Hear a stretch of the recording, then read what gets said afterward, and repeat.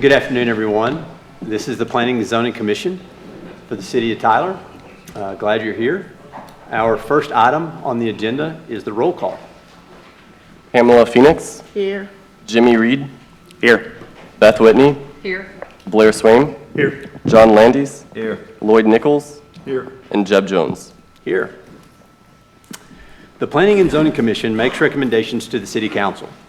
Agenda items number ZA19-002, Z19-029, PD19-024, and Z19-024 will be heard by the City Council on Tuesday, October 8th, 2019 at 9 a.m. That is different than our normal process, which is why I listed those off.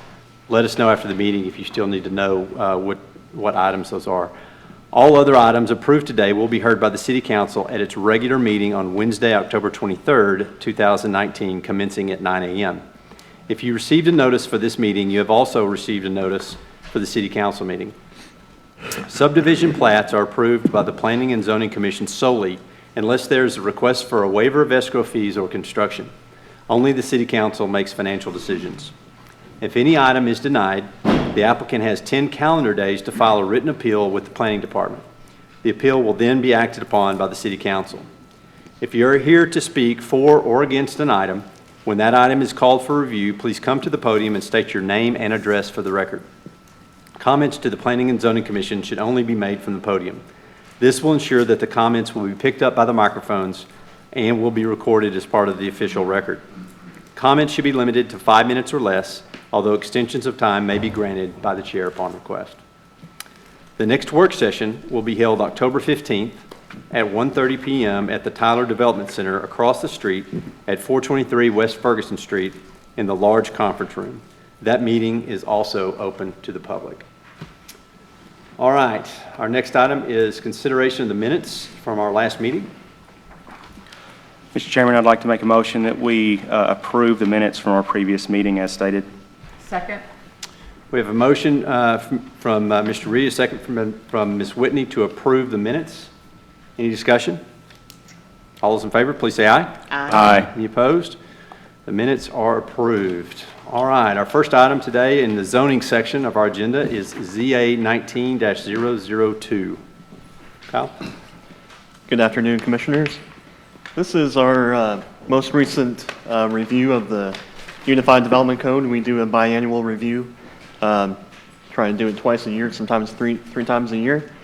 And so what we do is we look at the UDC. We hear feedback from the community, from the development community as well, and we evaluate proposals to the code. So just a couple of items here to note. The first one here is looking at residential zoning districts. There was a subcommittee put together to review our planned development districts as well as other residential zoning. So what we have in the UDC is a number of planned residential districts that are planned districts are intended to be for unique developments. They are approved subject to a site plan, a final site plan that if there's any changes to it, it has to go back through City Council for approval. Some of them are approved with written narratives that detail the specific development parameters for that development. And so a lot of cities in Texas, from what we've seen from our research, are that they utilize one district for their planned developments, and then they regulate those, or they evaluate development proposals based off of the proposed density of the development specific to that property. Any heights or setbacks or anything like that, they are approved based off of the surrounding properties and really on a case-by-case basis. So here in Tyler, we have three types of planned residential districts. And so we have the PUR district, the planned unit residential, which essentially is a planned single-family district. And then PXR, which is serves as the medium density residential, so some townhomes and duplexes, as well as single-family detached homes. And then we also have a planned multifamily district, which is actually would allow for all of those other types of housing, but it allows for them to be on a single piece of property and not subdivided into different lots. And so what we've seen is that there's been, over the years, there's been development proposals for some townhome developments, even some single-family detached units that, because they are going to be condominium ownership, that they're all going to be on one lot, but the zoning requires that they have the multifamily designation.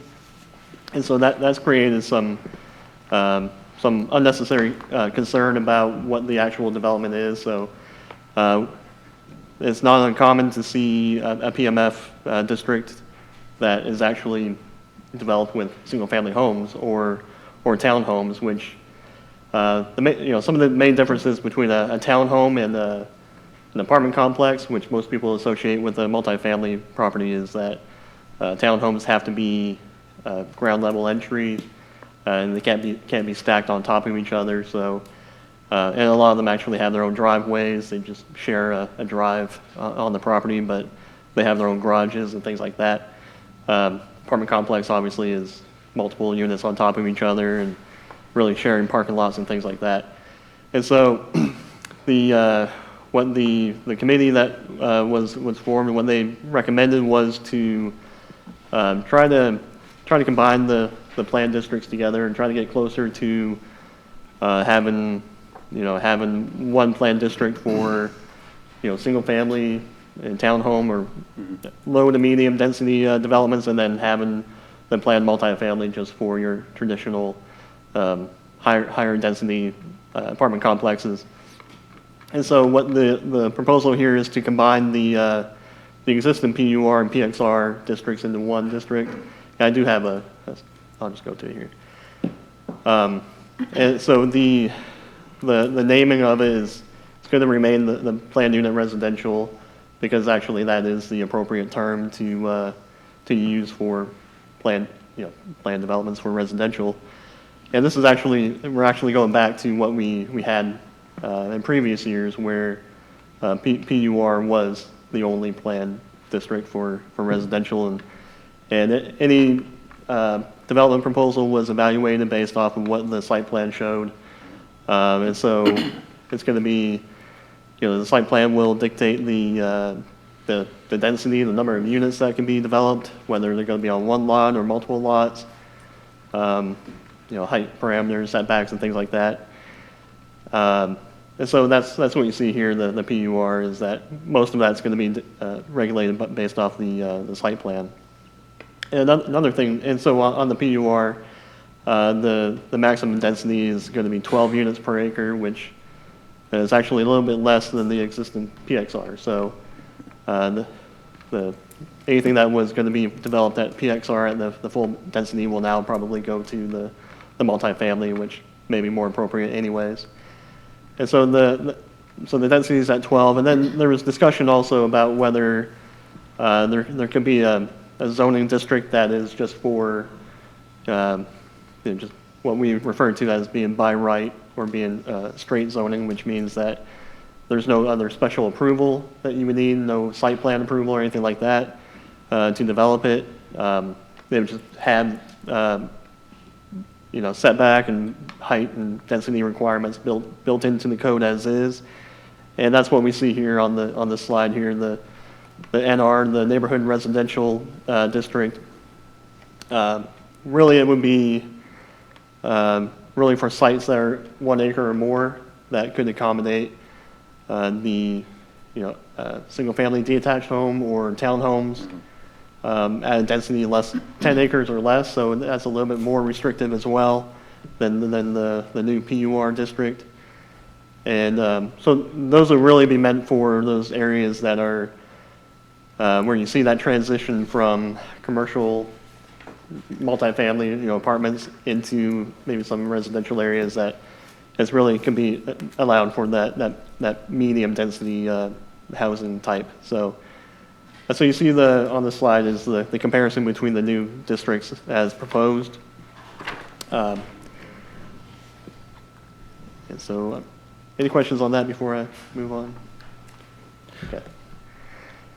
And so the other major item to note here for this round of amendments is related to subdivision plats, and I'll do this pretty quickly, that the state legislature adopted a new law, or the governor signed a new law that was involving plats and construction plans for development. And just some of the things that the law did was it included subdivision construction plans into the 30-day review requirement. So subdivision plats have always required that they be acted upon within 30 days or they're automatically approved. What the law did was also include construction plans into that requirement and also preliminary plats. Now, the city has always treated preliminary plats as being subject to that 30 days, so there's really no main issue with that.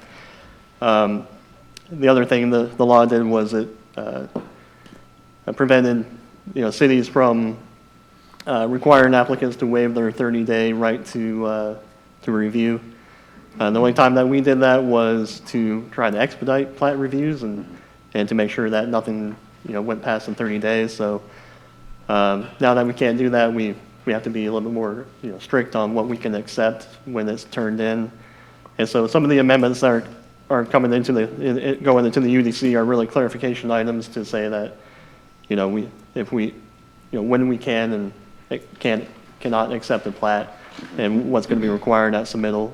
And then the other thing, again, I mentioned the construction plans that what happened was that the Planning Commission now has to act on construction plans. Previously, it was a staff responsibility to, really what we did was we hardly ever denied construction plans. We really just worked with applicants to get them to a point that they can be approved. But now the law says that we have to bring them to the commission for denial.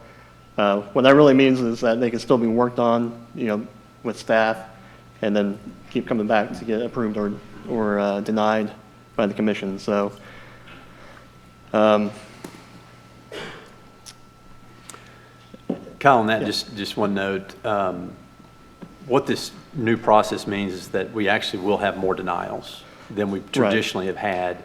And it won't necessarily mean that those plats or those projects aren't going forward. It just means that at the time of the meeting, everything wasn't ready. And so what normally would be something we would table or something that just might not even make it to the agenda has to be on the agenda, and we'll act on it.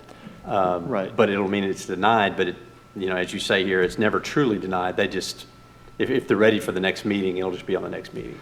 Right. So at least when it comes to plats.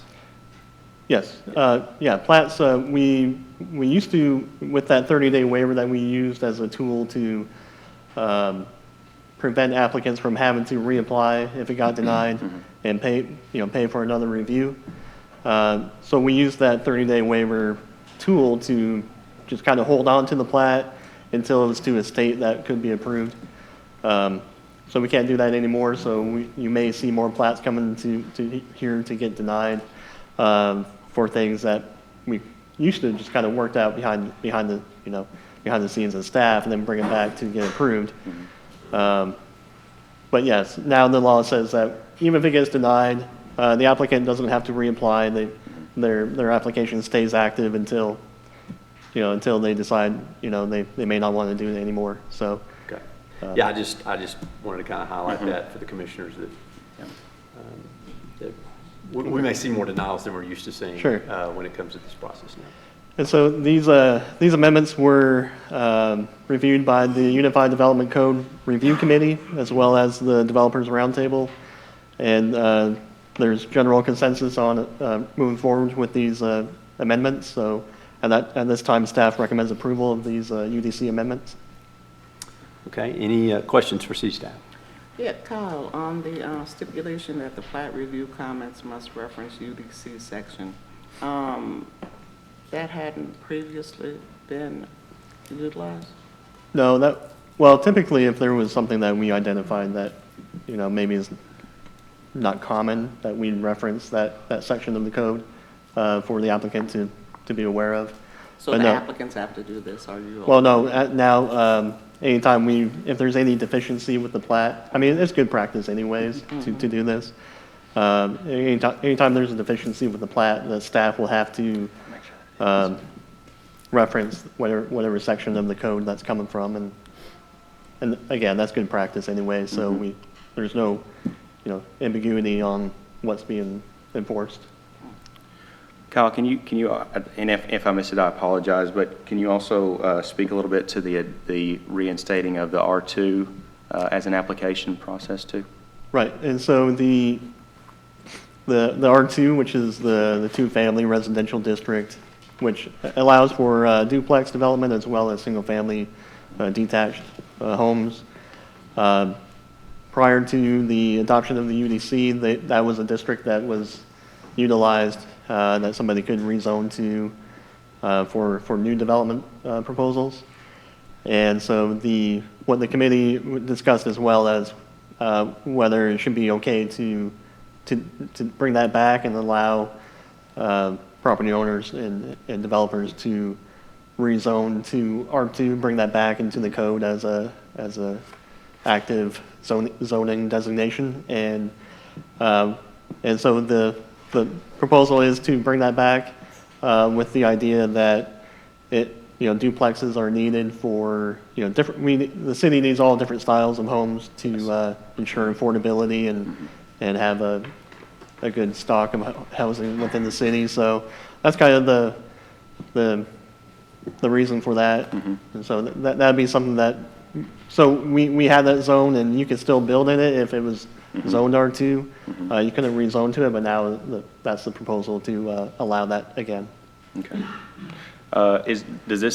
So the ability to build a single-family home in R2 zoning district, is that, I didn't look far enough into that, but is that still able to be done as it is currently zoned R2? Right, yes. Okay. And if you rezone to R2 as well, can you still build a single-family home there too? Yes. Okay, so no difference. No, nothing's changed. Okay. It's just something you can rezone to now. Perfect, thanks. Any other questions for city staff?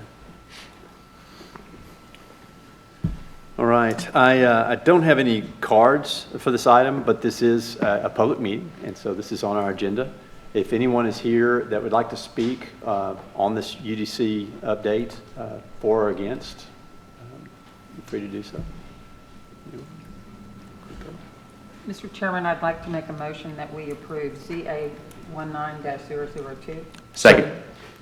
I think Blair got you on that one. I think he did, yeah. All right, we have a motion from Ms. Whitney, a second from Mr. Swaim to approve this item.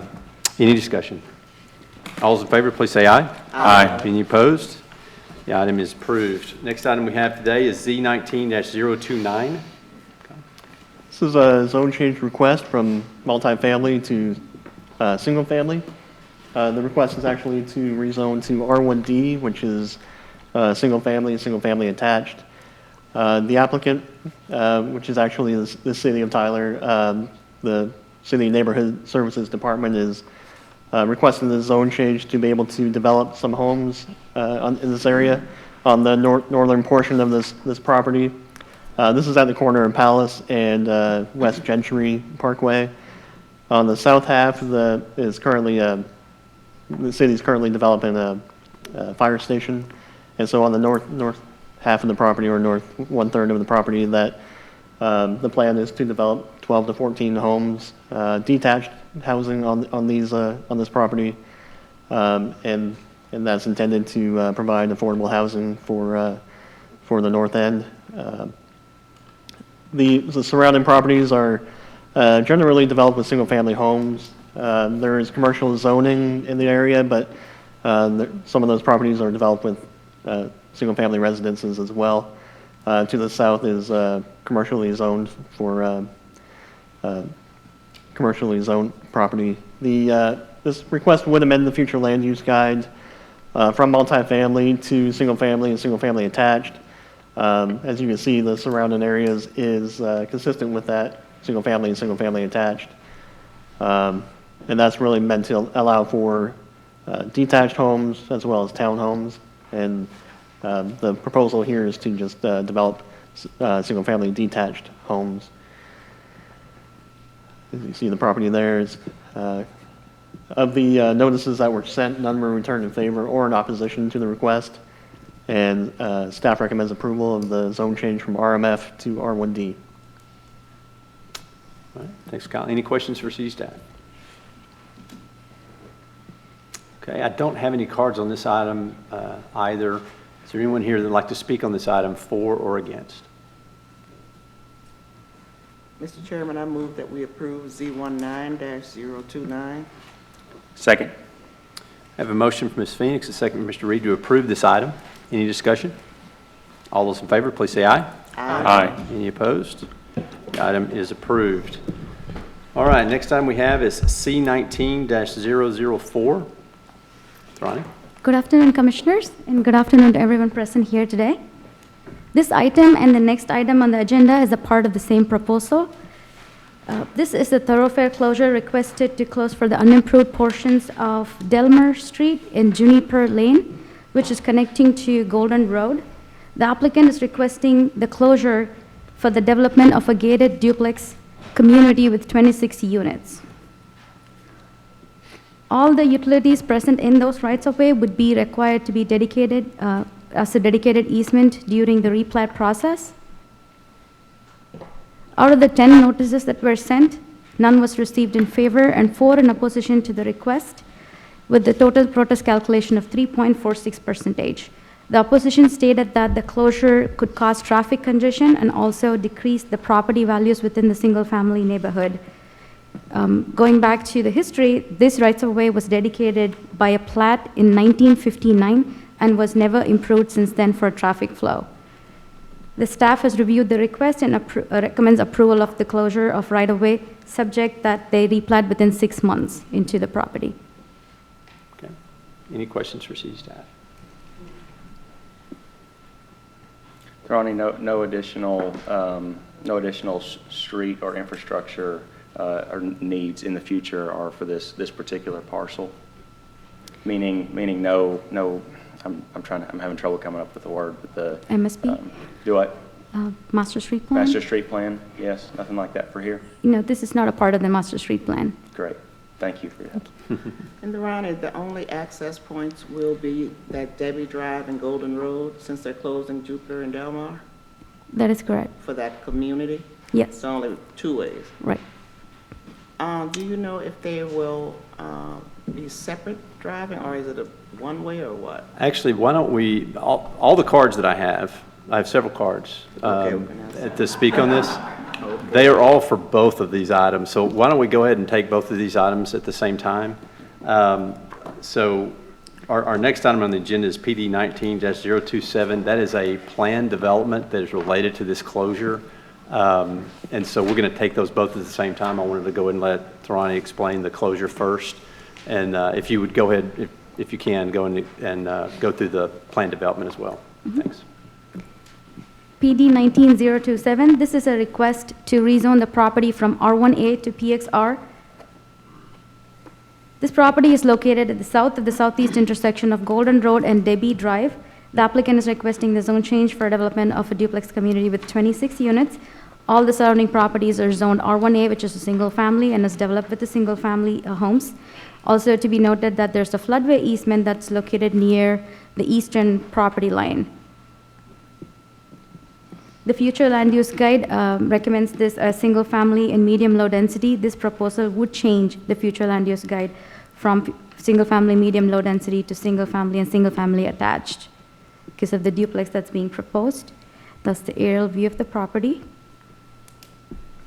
The applicant is proposing, let me go to the site plan that was submitted. It's a 26-unit gated duplex community with a private street that is accessed off of Golden Road. And the proposal also includes, if you see to the northern and the southern end that is close to the residential neighborhood, there's a 50-foot green belt that's being proposed. Also, the setback for the property is 25 feet in the front, 15 feet in the rear, and 5 feet in the side, with a 10-foot building separation for each duplexes. Also, a 6-foot tall wooden fence is also provided. The proposed development is located in an area that's completely surrounded by single family, as you can see, but considering the density for single family units as per UDC is 4.84 units per acre. For this proposal, the density is 2.81 units per acre, which is less than the surrounding zoning. Also, I would like to point out that the applicant initially submitted a request to rezone the entire property, that is 15.76 acres owned by them, to PXR, but then later amended the request to bring down to only 9.24 acres to PXR, leaving the remaining 6.52 acres as R18 that you can see on the eastern edge of the property. Sorry, Out you of said this- how many acres total is part of this development now? 9.2? The development right now is 9.24. Okay. The complete property owned by the applicant is 15.76. Okay, and now, once again, how many units on that 9.24? 26 units total, and the density would be 2.81 units per acre. Okay. Thanks. Out of the 60 notices that were mailed, 1 notice was returned in favor and 7 in opposition to the request, with a total protest calculation of 0.3%. The reason being, when the applicant submitted the initial request, so we sent out notices for all of the 15.76 acres, and so 60 notices were mailed, and only 1 opposition was located in the notification area after the amended proposal. So that's why the percentage is 0.30. The opposition stated that the proposed development would change the character of the neighborhood and will also decrease property values. They also cited traffic concerns, and the portions of Delmar and the Juniper Lane is a part of this proposal for closure, and that was never used for traffic, and it is still unimproved. In addition, R1A allows for, we did some math, and it allows for 44 units with the current 9.24 acre proposal, and this proposal is only 26 units, so that would be comparatively less. And also, the collector street would be the access point, and that is Golden Road. And staff has performed a technical review and finds that it is consistent with the approval criteria, and staff recommends approval of this zone change, along with the site plan. Okay, thanks, Ronnie. Any questions for city staff? I have a procedural question, Ronnie.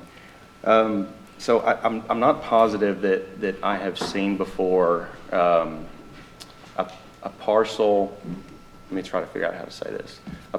So not rezoning an entire parcel. So we're advocating here for a split zoning on that single lot there to the south. Is that a procedural issue at all whatsoever? Does that make sense? So It'll have to be replatted anyway, right? is it going, I guess it's going The to be closure replatted. requires the Is that the replat. intention, for it to be replatted? The At closure, that Yes. particular the lot? closure is The- going to require replat. The whole thing will need to be replatted. Okay. Okay. Second question to that then is the notice area, the 200-foot that's noticed that was reduced. Is that allowable, or that whole parcel, that lot 1B there to the south, should that notification gone further towards Medina?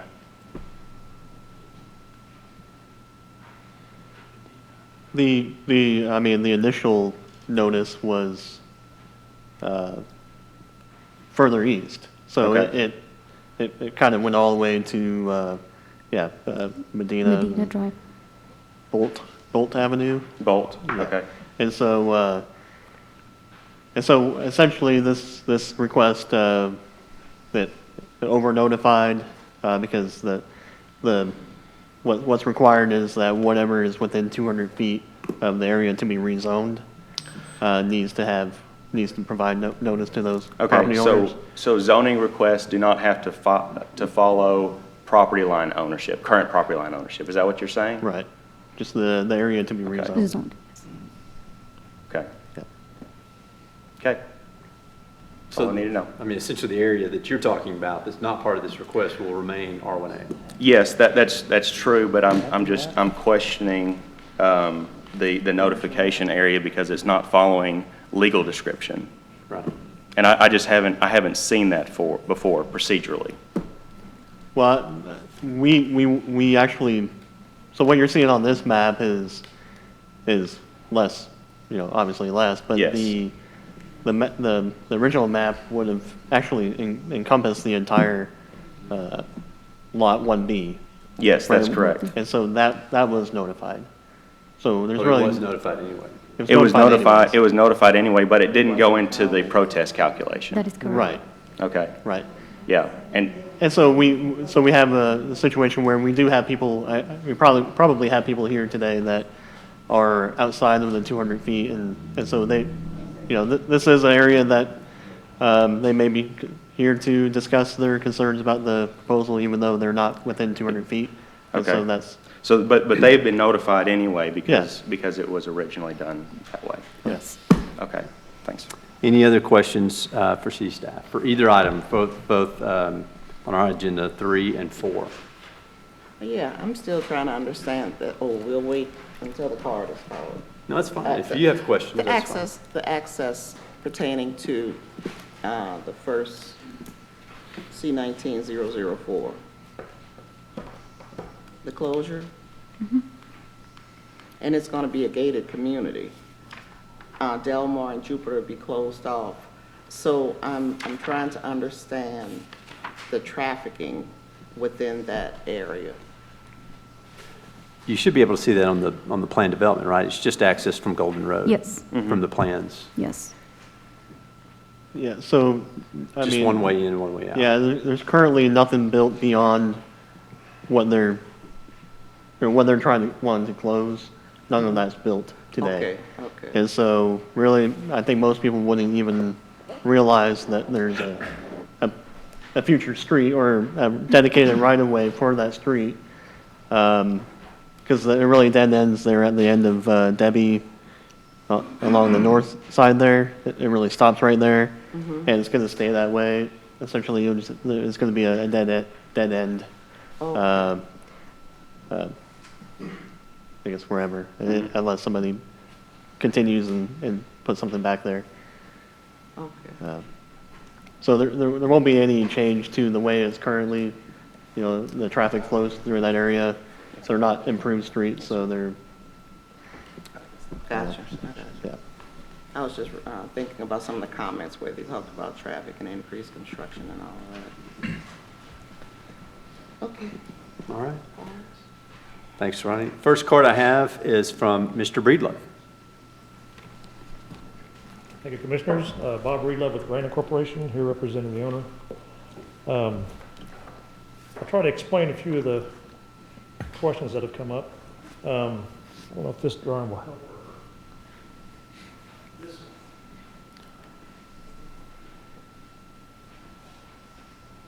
That's what's platted now that was never built.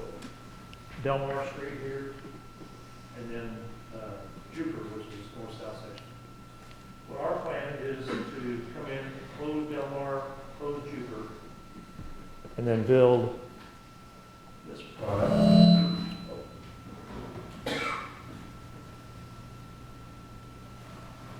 You gotta get you oriented. Delmar would be right here, basically through these duplexes, and go all the way out through there. That's where the main original is. Now, what our plan is just to build a gated duplex subdivision, 13 buildings, 26 units, sort of parking in the middle there, and then dedicate permanent green belts on both the north and south side. Probably the reason that the notification confusion was probably what we did. We didn't do a good enough job defining that we were just only trying to zone what we were going to build. We don't have any intention of building anything on the rest of the property. There's a large creek that runs north-south back here. There's creeks on the north and south side as well, or low spots, creeks.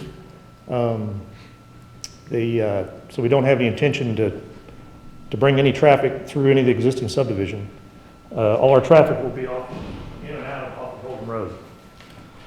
And there won't be any access to the subdivision to the north, which was platted and constructed with the original plat of the whole subdivision. And that's how that whole Royal Hills addition, I guess Unit 1, was 50 lots. And they have 22 lots left that were never built. And so 22 lots would be replatted into this. And we built a similar product to this over off Old Orman Road, called Stonebridge, about 4 or 5 years ago. And Stonebridge is on Old Orman Road, access is off Old Orman Road. It's a gated duplex subdivision, very similar to what we're doing here, in a neighborhood, R1A neighborhood around it. There's also one over off of Copeland Road. We did not do this one. This was built, I don't know, maybe 80s. Kyle, do you know when that was built? That's right. 70s, 80s? Access is only off of Copeland Road. It's duplexes. It's not gated, but it's duplexes with just a circular drive in and out off of Copeland. There's no access to the rest of the subdivision around it. And it's in the middle of an R1A area. So that's kind of the site. What we're planning on building is a duplex very similar to this. This is from Stonebridge. 3-2 each side, 3-bedroom, 2-bath each side, 2-car garage. There's some interior pictures there. Kitchen pictures, granite, nice appliances. There's the backyard patio, covered patio, fenced in backyard.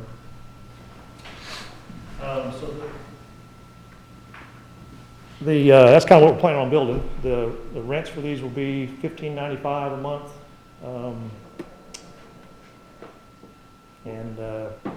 I can start a waiting list if y'all are ready. Yeah. I think that's all I was going to mention. If you got any questions, I'd be happy to answer. So these will be rental units? Yes, ma'am. And you will have a 6-foot privacy fence around the entire? Right. We do all the yard maintenance ourselves, professionally managed. You don't have to worry about mowing the yard. We don't have different variables of different people keeping the yards differently. You know, it's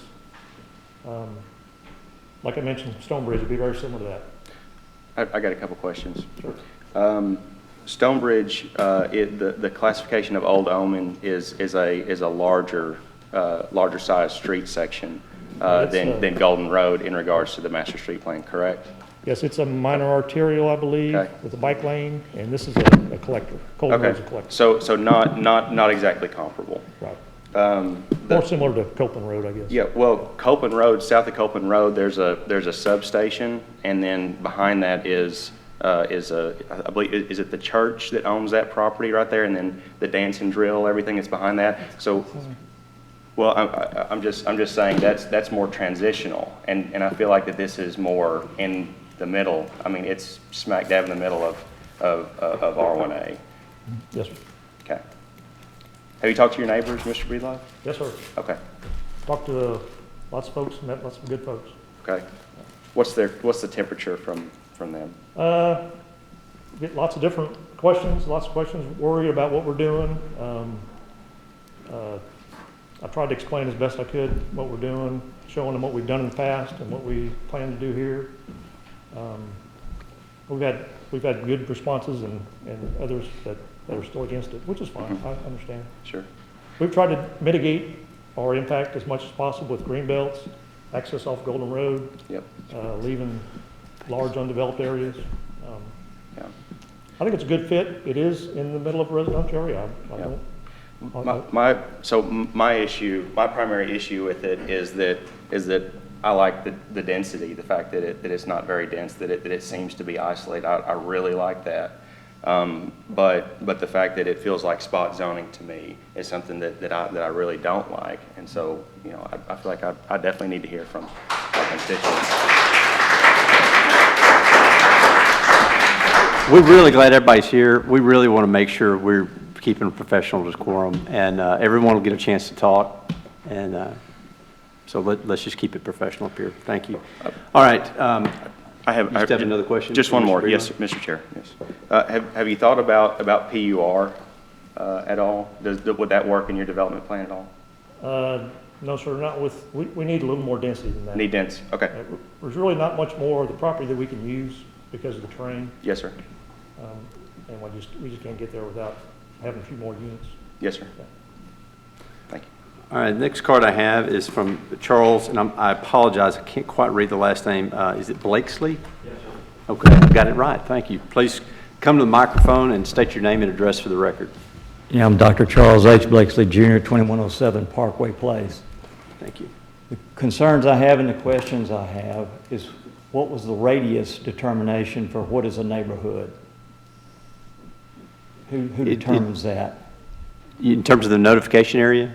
Right. What was the determination? Yeah, Was it that's a set half by mile? state law. It's 200 feet from the area that is being rezoned, that is 'Cause I being live- proposed to be rezoned. 2/10 of a mile from there. and It's the didn't state, know anything that's set by about the state. That distance is set by the state, 200 feet. 200 feet. Okay, that's a neighborhood? Because that's what referred to that chart at the first. Well, that's just the notification area that we have to Okay, follow. all right. The other question I have, I don't think anybody has really done an analysis of the traffic on Golden Road. That's a cut-through road for anybody coming from Fifth or Front to go west. Tremendous traffic on that road already. So my concern is how many units we have. Was that 200? I didn't think that was right. How many total? 26. 26. So that portion of that road at the light, if you sat at that light, is a blind curve, and a lot of people going to work or coming home from work are going 45 to 55 miles an hour. It's a dangerous intersection. I go through there 3 or 4 times a day, and half the time people run the lights, not even close, not even close. So that's a concern I have, is the traffic load and the fact that 200 yards, that's the state law, can't fight that. But I think more people would have had a lot more to say about the safety of the traveling on the road had they been notified. So that's my 2 comments. Thanks, Mr. Blakely. Dr. Blakely. All right, next card I have is from Melody Clifton. Ms. Clifton?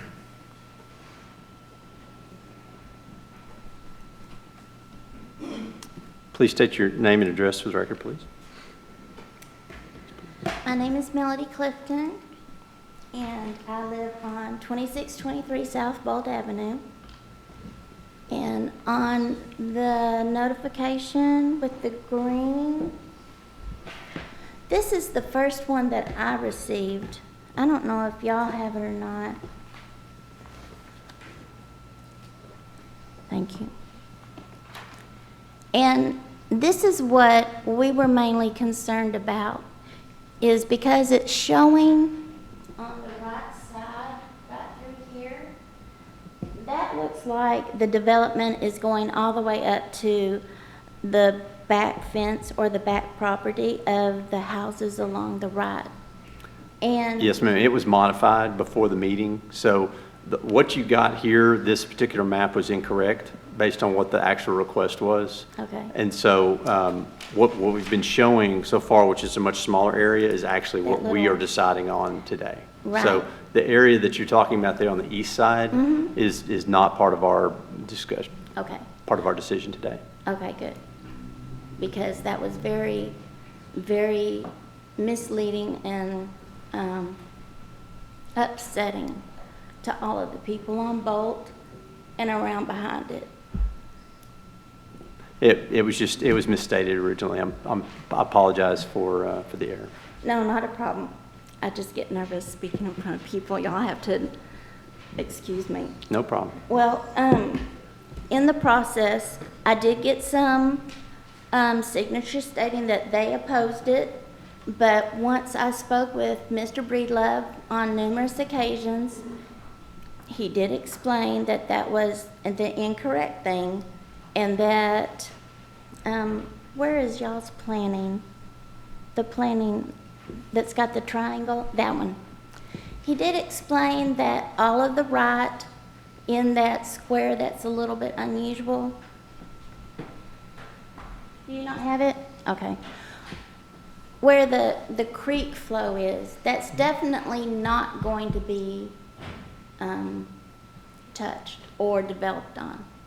Now, is that the right clarification? Not as part of this case, correct. Okay. Well, after speaking with Mr. Breedlove, and he was telling me about Stonebridge and showing us the pictures of it, and we have the people, some of the people that were opposed to it at first are not opposed to it now because it's more compact and not really affecting the east side of that property. And we were in question about Delmar, and he also stated that that wasn't going to go through, which we heard that earlier. So I'm really not against it like I was at first. And I do have one man that, one signature that came up to me before the start, and his name is Lawrence E. Oliver, and he lives on 2630 Golden Road, and he is definitely against the zone change. He was not one of the people that I spoke with. The people that I originally spoke with that were against it, I have Isaiah Miranda at 2709 Bolt Avenue, and Janie, I can't even read her last name, but she's at 2805 Medina Drive. It looks like her name is Cecily May at 2611 Bolt Avenue. And I have Heather Handy at 2607 Bolt Avenue. And I also have a Mr. Philip, I can't read his last name, but he's 2608 South Bolt, which these are just the ones that were around my house that I was able to speak to before I spoke to Mr. Breedlove. But they were still opposing it. I don't know if they're on your list or not, but I haven't been able to speak with them again to see if they would still oppose it. But one other thing I have that I'm wanting is, like, we received the notices like on a Monday, and our decision to oppose or be against was due the very next Monday. That's not a whole lot of time to get anything together or to speak to anybody. And that was one of my main concerns. And then, of course, the incorrect map being sent. Because that just got so many people upset, me included. And I guess that's about all I have to say. Thanks so much for being here today, Ms. Clifton. Next card I have is from, is it Glenda Chapman? Is that correct?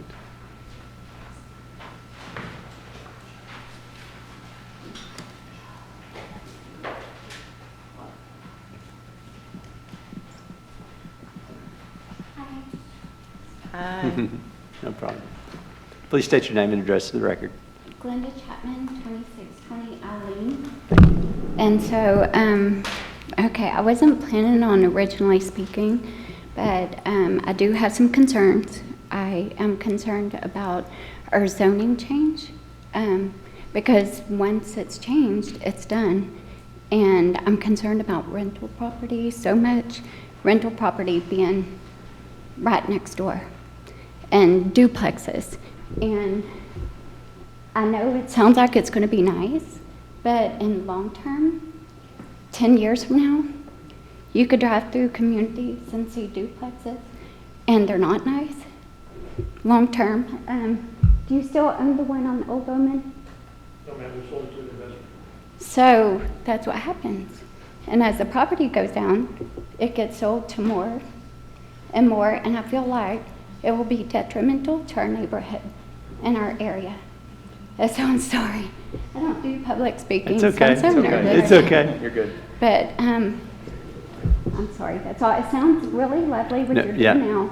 But Yeah. long term, I'm concerned for it. Okay. Thank you, Ms. Chapman. Thank Thank you you. for being here. All right. The next card I have is from Joel Jacobs.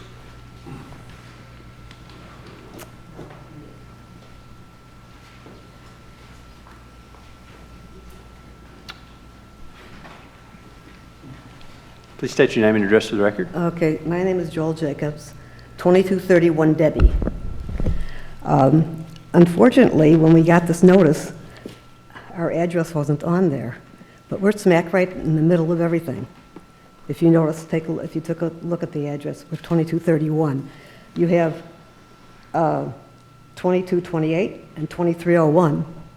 We're 2231, right between both of them. We have the creek right in back of us. We also have lived there for 42 years. And in those 42 years, all around us are single-family dwellings. You put a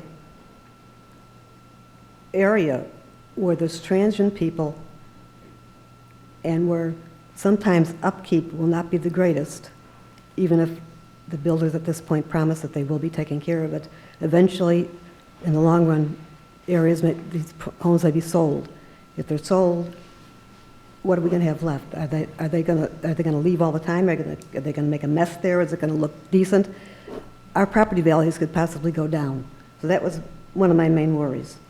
The other worry is that was supposed to be a floodplain, and when you put 26 people in there, 26 homes basically, even though they're duplexes, what's going to happen to the runoff? What's going to happen to the erosion that is terrible over there? The erosion is unreal. During last winter, we had a lot of water, a lot of rain. And our backyard, and probably the backyards of many of the people over in that street, got pretty bad. I mean, really mushy. And the erosion is really, really bad. When we moved there, we had put a fence up, and we probably had about 15 to 20 feet in back of that. We had that a lot less now. And our neighbors had, when they put their fence up, and which wasn't all that long ago, I don't think they've been here all that long. They've been here maybe 8-10 years. When they put their fence up, they are now having to shimmy it because all the land is just falling. It's just eroding like mad. And so if you add more water to it, or more area where there are homes and more runoff, and probably, I know we were told that they're going to be careful about where they're going to put the drainage and everything like that, but there's still going to be runoff, and there's still going to be that big creek in back of us where everything is going to go, and it's going to be a total mess. At least that's what I feel at one point. Okay, be that as it may, there's also a lot of, I may be an ecologist, but there's a lot of wildlife back there. We have them in our backyards now. We have raccoons, armadillos, snakes, foxes that I've seen. And at one time, we even had a cougar in back there, which was really scared half of us to death. A dog was taken away and eaten by that cougar. A neighbor saw it happen. So we do have that to think about too. Other than that, at $1,500 a throw for each one of them, that's not so bad. But my major worry is the decrease in value of our homes. Okay? I'm Thank you, done. Ms. Jacobs. Thank you for being here. That's what I have to say. No, I appreciate it. Thank you for being here. All right. Can I ask Mr. Breedlove a quick question? Well, I was going to bring him up after these last two Okay. cards. That's okay. Next card I have is Scott Pierce, is that right? Yes, sir. Please state your name and address to the record. Scott Pierce, 2232 Martin. I'm right outside the protest zone. So it's a pleasure to be here with you guys. I actually watched this on TV some, like when Hogan's Heroes is no good. I watch, and my wife just thinks you have no life at all. But I think it's kind of interesting. It's kind of good people discussing good things. And so I'm glad to be part of that today. I had to get a sub for 2 of my classes at school, and the kids were like, Mr. Pierce, you have a tie on. What's going on? Oh, I said, I've got a point to make. I'm going to go be a citizen today. And so that's good. I'm going to go talk to some good people about some stuff. So, look, I think one of the things in life is sometimes good people disagree. You know, and the tendency is to say, the developer's bad and we're good, and the city's bad and we're good, and we're all besieged and all that stuff. But the truth is, it's a bunch of good people involved here. Brandon, that's good people. Burns, excellent people. You know, the Rouge people have a wonderful name in town. These are good people, but as are my neighbors and myself, who are in disagreement with this project. I don't know, it's kind of like the church. You argue and fuss and sharply disagree, and you take your vote and you go eat breakfast. So, you know, I hope that's the way it goes today. So look, I think this is a situation where good people disagree, and I think it's honorable and okay. I've been in the neighborhood 37 years, not as long as Mrs. Jacobs. I've lived in 2 houses on either side of it, a 931 square foot house, and I live in a 2-potty house now, 2,200 square feet. It's great. We are living it up. I'm possibly the only person among the board, Rouge, Branham, that actually, or city staff that actually lives in the neighborhood, whose future is in the balance today. So I'd just like to maybe come let us reason together on this. So, I brought this visual aid today, and I dressed in it. So, see my shoe? See? Everybody see it? Yeah, it's a good shoe. It's a fine shoe. It's an excellent shoe. But it doesn't fit with what I'm wearing. And that is a fine plaid up there. I like it. That is a good looking. I might invest in that.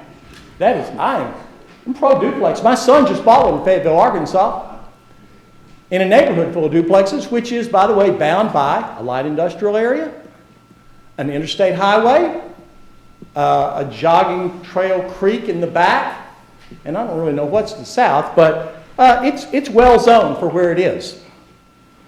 The city's long-range plan calls for compatible infill. And with that in mind, and the goals of the city in mind, I'd really kind of like you to, can y'all back off and show a big zoning map of the city of Tyler? Does that look at-able? Just the whole city of Tyler. I want y'all to see this big yellow triangle that is our neighborhood. That is all one RA. Can't be done? No? Go back to There. The big one. No, big. That's the one we have for today, sir. That's it? That's like a third of our neighborhood. The big yellow blob of all R1A. It would have been really cool if we could have shown it. All right. Our neighborhood has definite boundaries. It's bound by the railroad on one side, 5th Street on the north, and the southeast loop on the east and south. It's all in yellow with 2 exceptions, which are a really nice kind of a gated single-family area where the pecan cracking man used to have his place, and also the Lutheran church is the exception. It's really a neat neighborhood with a park in the middle, a nice feeder road running through it, Golden Road. And I would like to say it has very conventional zoning that protects the integrity of the neighborhood. All the development is around the edge. It is all transitional. It's really kind of the perfect neighborhood. So the request before us and what the petitioner is asking us for is to 4 blocks into this neighborhood drop a duplex complex. And we need to change the zoning, by the way, to do that. I think the petitioner's request is the antithesis of planned zoning. It's more like oops zoning. Like, oops, we got a lot that's hard to develop. So, oops, let's put something else on it. I don't think oops zoning is what we need to be doing. It's inconsistent with the city's master plan and with conventional zoning practices. It's unprecedented for our neighborhood and in the city of Tyler. And in a sense, this is not a decision for today. And this neighborhood, this is a decision for the city of Tyler, all the neighborhoods, and for the future. Because what's going to happen if you say, oh, well, we'll flip the zoning on a tough lot in the middle of a neighborhood, we're going to let that go. It's going to be open season on every undeveloped lot in every established neighborhood. And you're going to have waves of developers and waves of competing neighbors coming in here saying, look what happened on Golden Road. You let it go on Golden Road, why can't we do it in this neighborhood? Why can we drop this in? It's a tough lot. That can't be the thing. So you might say, well, how did this get the city staff's recommendation? I think the focus was on the shoe. Okay? And you looked at it, and it was like this delectable morsel. Look, the lot is kind of blighted. It's got this creek behind it. There's only 3 acres of buildable land. You know, it's going to add value to the lot, but sort of take it away from the neighborhood. It looks like, you know what it kind of looks like optically? Not for realistically. It kind of looks like the city's given up on the neighborhood. Kind of looks that way. I'm not saying it is that way, it just looks that way. This is not planned zoning. And this is unprecedented. You'll be breaking new ground if you do it. Now, just briefly, I'd like to speak for the neighborhood. Like I said, it has boundaries. It is a diverse neighborhood. It's racially diverse. It is diverse in the kinds of houses that are there. I'm telling you, I lived in a 931 square foot asbestos tile house in that neighborhood, 2 blocks south. But you know what else is in that neighborhood? Lou Ornellis's awesome bungalow on the hill. And the Manziel place looks like Stately Wayne Manor over there in Highland Acres. I mean, and it's all in there. And it's diverse, and it's racial. You go through there, there's like kids waiting at the bus stop and stuff. And it's an awesome neighborhood. No, we didn't get a designation like Midtown got. We didn't get a designation like University whatever got. And it's not like one of the cool places you can go build it like or Oak this and Holly that. Down Jacksonville Highway, but I think it still has value, and it's going to have more value as the city gets bigger, and an intact, single-family R1A neighborhood that's between the hospitals and the university is going to be more and more valuable. I think it deserves to be protected. Okay. The neighborhood is worth protecting, and it's been worth protecting for 50 years. The neighborhood has planned zoning and infill consistent with the city master plan. By the way, there is continued infill in our neighborhood. Some guy just finished up 2 houses, nice houses, R1A, on, I don't know. It's kind of down there at the end of Birch and Mimosa. So it's not like infill won't happen if you don't change the zoning here. One other thing, and I don't feel like I'm taking a shot, but how long is the yellow sign supposed to be up that notifies the neighbors what's going on? Does anybody know? We did, Kyle. 10 days. 10 days. Well, I'll give you, that sign went up sometime before 5 p.m. on the 21st. That sign fell down sometime before 7:30 in the morning on the 23rd and has laid flat on the ground ever since. So that sign was erect kind of like this for about a day. Either the petitioner hires the worst, most inept sign installer ever, or there was not much of an attempt to let the neighborhood know what was going on. Kind of a lack of sunshine, I would say. And so I really don't think there was adequate public notice. I think this was kind of supposed to slide on through. I could say a few things about the lot, but I think I will not. You guys have any questions? Thanks for being here today, Mr. Pierce. Next card I have is from Ms. Dorothy Weil. Weil, I'm sorry.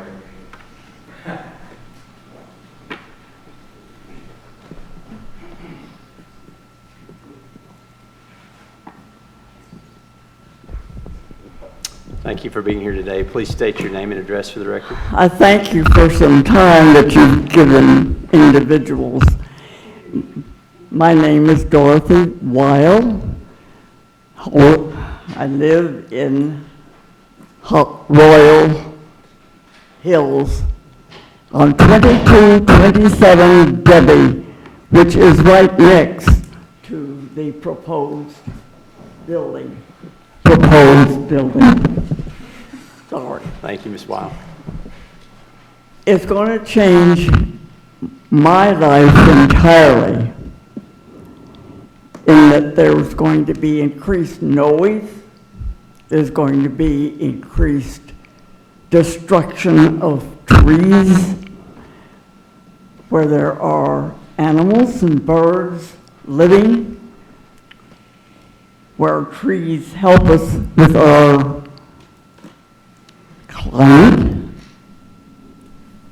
It's just destroying all the quality that I deem. It's going to be gone. And I'd like to explain one instance of a family that moved there to get away from that sort of development, to be in a single family area where she could raise her children. And she did raise a boy and a girl. That girl graduated from UT Tyler. The boy graduated from another university that I'm not aware of. But now she is a teacher. We developed a person by letting her live in an area where it was encouraged. She is teaching now. She's had a child. And now the grandmother in our area is raising that child to do the same thing. You get into all these arguments that I don't hear. I am deaf, except talking one-on-one. And when I talk to you, I hear what you say. I didn't hear any of the speeches, but I have talked to the neighbors. I've talked to people in the neighborhood. I know how they feel. Increased traffic, crime from living in such a development. And of course, I hope, I'm sure they've all mentioned, the value of your property is decreased. Oh, I do not change the zoning. That is me, that's where I'm coming from. And I watch it an individual. That it's destroying my life. I have a question for Ms. Weil. How many years has she lived in her house? I don't hear you. This is my daughter from out of state. From Oregon, 42 years, since 1977. My dad, my brothers. Great. Thank you. Thank you for being here, Ms. Weil. Thanks, Mom. Those are all the cards I have. Mr. Breedlove, there were some questions, I think, still for you, if you could come back to the podium. Did you still have a question? Yeah. Ms. Mr. Phoenix? Breedlove, from the comment that was made earlier pertaining to the property being a flood zone or floodplain. Yes, ma'am. What type of infill or foundational work will you have structured? And could you talk about the drainage as well? Sure. We are going to stay out of the creek that's in the back. There's not a federal floodplain back there, but the city has a master drainage study that shows a creek back there. And so on here, you see this area right through here? Mm-hmm. That's the floodway easement that we'll dedicate, and so we'll stay out of that creek completely. There's also a big drainage project going over here off of up in this direction. And there's a creek that runs down through here. And then there's a low area over here that will stay out of the well. So how will the drainage be constructed? It won't be in a way that, when we have heavy rains, it'll be going into the single-family residences? What we'll do is we'll collect all the drainage from the subdivision here and drain it down the street to here and collect it and take it to the creek. Take it to the creek right here. Mr. Breedlove, can you give the general distances between the fence that'll be a part of this development and then the back fence to the north, east, and south? How many? Well, this is a 50-foot drain belt on both sides, so there'll be a little bit of land left between there. There's a 50-foot drain belt there. So the 50 feet is actually fence to fence. And then there would be a little bit less beyond that too, so. So that's about 70 maybe? Maybe. Yes, sir. And then what about on the south? That's about, South's probably over 100, maybe 125. and then the east is, East is a long way. It's, Well, I can't really read those dimensions, but I would guess it's 200 feet this direction or more. well, these houses on the east side that border that fence, will they be able to see this development through those woods? it's pretty thick. Maybe in the wintertime, you could see through there. You might ask them. I don't live there, so I don't really know how dense it is. Just from the street, it looks pretty dense back there.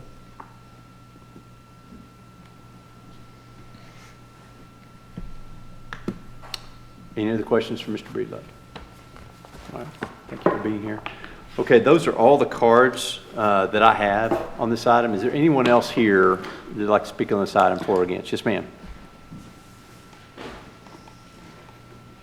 Please state your name and address for the record. I'm sorry? Please state your name and address for the record. Sure. It's Annie Dwyer, and it's 535 West Southwest Loop 323, 206-169, Tyler, Texas, 75701. Thank you. I didn't know it was on the agenda today. I just happened to have a break in my schedule. But I'm really interested in this project because I'm a realtor, I've sold 4 houses recently in that neighborhood. So I've had an opportunity to research the neighborhood quite extensively. I sold a house on Delmar, Surrey, Pleasant, and Elgin. And one of the things that makes this neighborhood so nice is its single-family homes. And I agree with the speakers that said that putting the multifamily homes in there is going to change the outlook, possibly reduce property values, increase noise, increase traffic, and I don't agree with putting a multifamily development. If there was just like a duplex here or there, I'm not sure that would make a difference, but putting a whole subdivision smack in the middle of the single-family neighborhood, I don't think it's a good idea. I'm against it. Can I ask you a question? Yes. If these weren't duplexes, but they were single homes in a gated community, would that be okay? As long as they weren't, like, the way the plat is and the houses are so close together, it's the number of properties in that small area that is really the issue, and the fact that they're all rentals. Okay, is there anyone else? Yes, ma'am.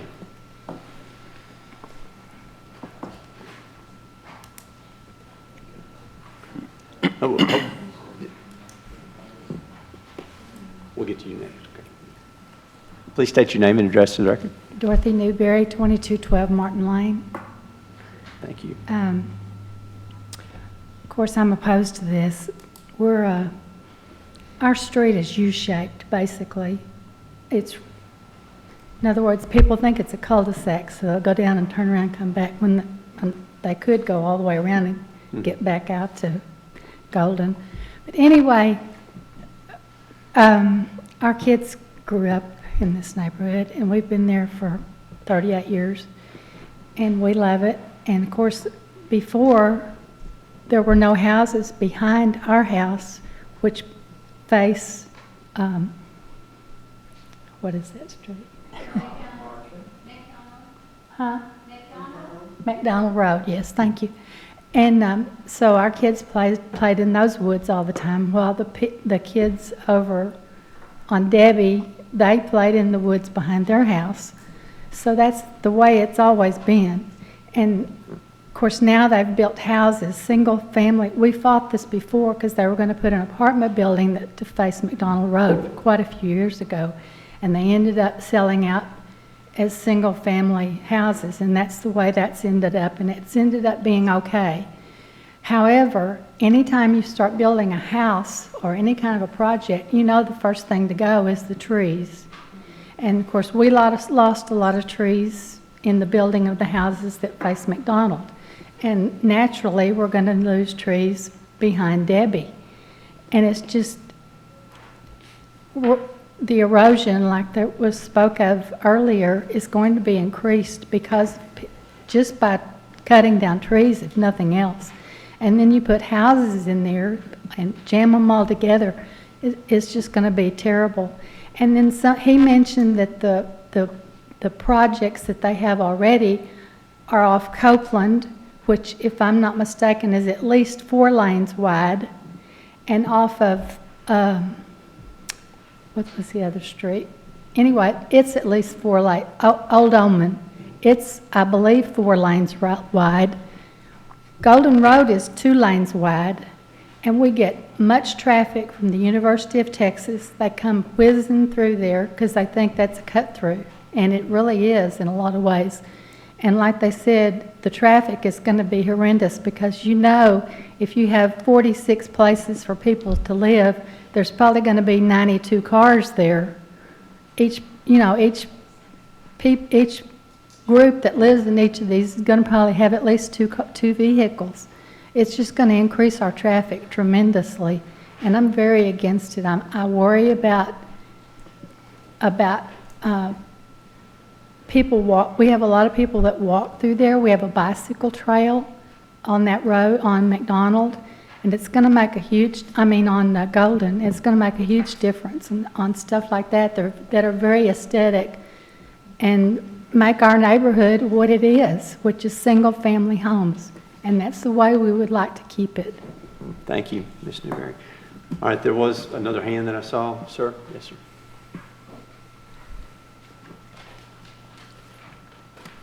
Please state your name and address for the record. Yeah. William Wood, 2301 Debbie Lane. Okay, Mr. Wood. I'm very concerned about the erosion too myself. We built a brand new fence there about 10 years ago. It's done washed out underneath the fence already, and it's gonna fall if ain't nothing done about it.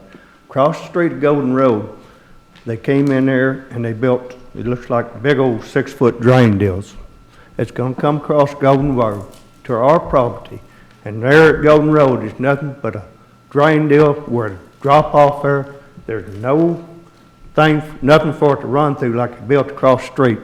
And when it starts raining, it's not gonna do nothing but flood our area, wash it out like it is right now. I'm losing trees because of it. There's trees falling behind my house right now. There's some clinging on to others. They're gonna tear the fence up and all that. And then another thing, we already got a sewage problem there already.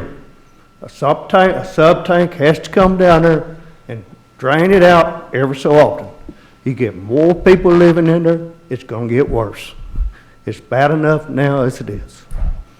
Thank you. Thanks, Mr. Wood. Thanks for being here. All right. Yes, ma'am. We'll have one more. Go ahead, ma'am.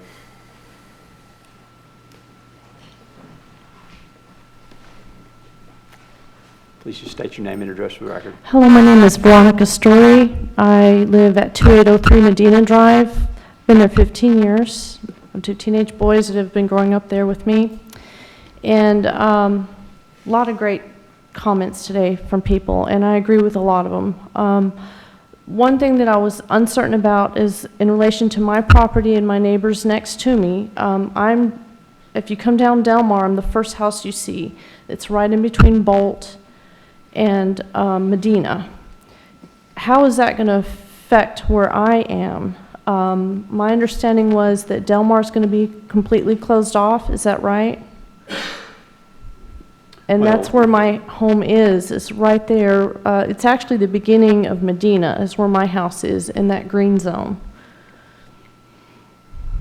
There aren't any houses currently in what is shaded green right now on that, Okay. on that map. So that lot that is it looks to me, and again, I got the maps that were incorrect, that came to all of us in the mail, and I didn't have a lot of time to look at it. But it looks to me on this map that my lot is Lot 1, Block 1065. It's right above that is Delmar, correct? So there's a memory lane, and then south of memory lane is where Delmar would be. Right, are you over on that side of the creek? I am, yes. Okay, nothing's going to change on that side of the creek as part of this project. Okay, so is Delmar being closed off? Because I heard that at some point. All right, so the closure, which is item 3 on our agenda, deals with a part of that street that has been dedicated by a plat but has never been built.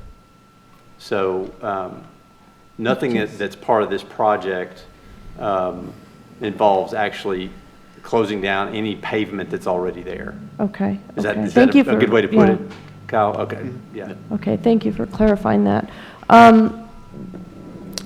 Golden Road is a very high-traffic area, as a lot of people stated. I walk my dogs, my kids, when they were younger, we would ride bikes in that area. It's already pretty risky, if you ask me, just trying to walk with the traffic like it is now.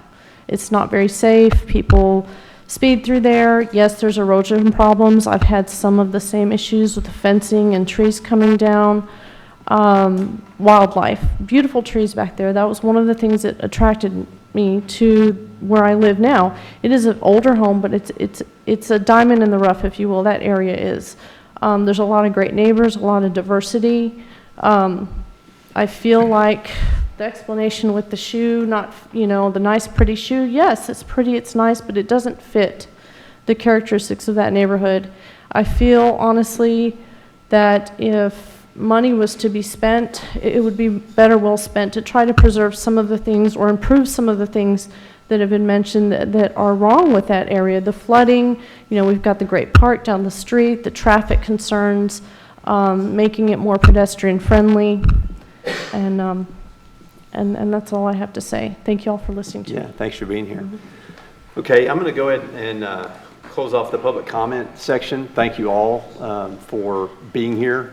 We really do appreciate when people come and share what's going on in the neighborhood. The neighbors know, the area better than we do. So even though we try to study these cases as much as we can before we get here, we appreciate you being here. That being said, among commissioners, are there any other questions that any commissioners have for city staff or any of the prior speakers? Kyle, can you talk about the notification process? Some of our constituents were talking specifically about the amount of time that they had. So can you address that? Sure. And mail out, that kind of thing. Yeah, the requirement is a 15-day or mail out within, or more than 15 days from the public hearing, which is today. And we try to accommodate a fast process for, a process for these types of requests. And so what we do is we want to make sure that prior to, the meetings that we have enough of the feedback from the surrounding property owners. And so we establish a date that's usually the last Monday of, well, I guess it was last Monday. And that's, it's not the final time to have a say. I mean, we're having a public hearing today, so it's really the last time it helps us present the commissioners with the feedback at that time. We were hearing feedback today that we didn't hear previously, and so that's why we have the public hearing. So it's not a cutoff date to have your say. That's what we're doing here today. So I'm glad that neighbors have come out to give their feedback on the request. Any other questions for city staff? Well, I guess, or Ronnie, give me the rationale why it would be in this neighborhood's best interest to change the zoning to something that was denser and, changed somewhat the character of the R1A. It's actually less dense. It's less dense. Less dense, Yeah. But, right. less dense, Yeah. but Less dense, but more Different- dense. Yeah, less dense, but more Different dense. usable Yeah, space, yeah. that's Right. right. tell me why the city why planning and zoning came to your decision to recommend approval of this. The first thing, Sure, I'll handle that. I'll address that question.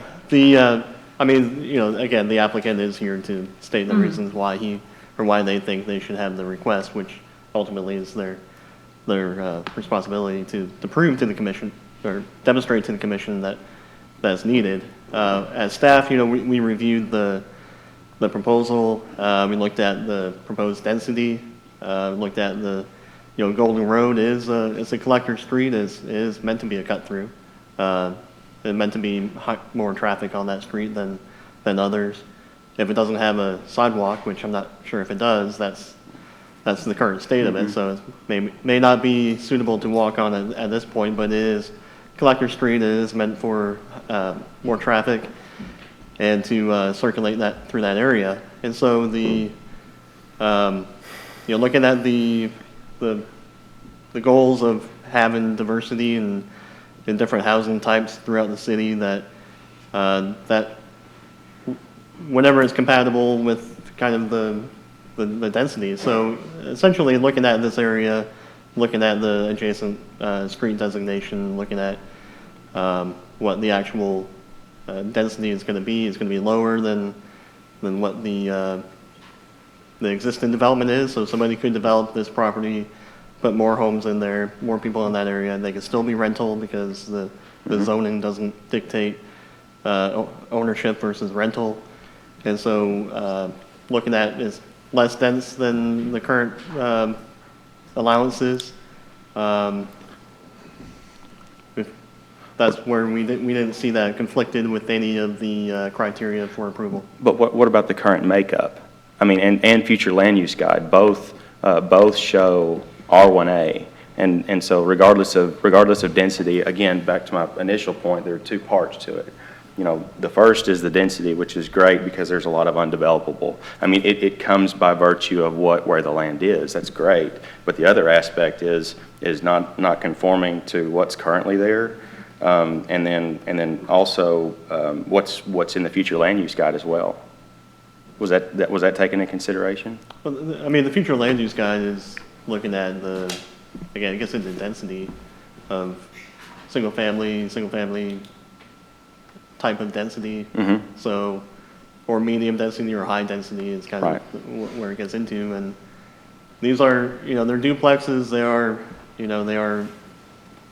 as Mr. Breedlove showed, that they are separate units. They could be rented.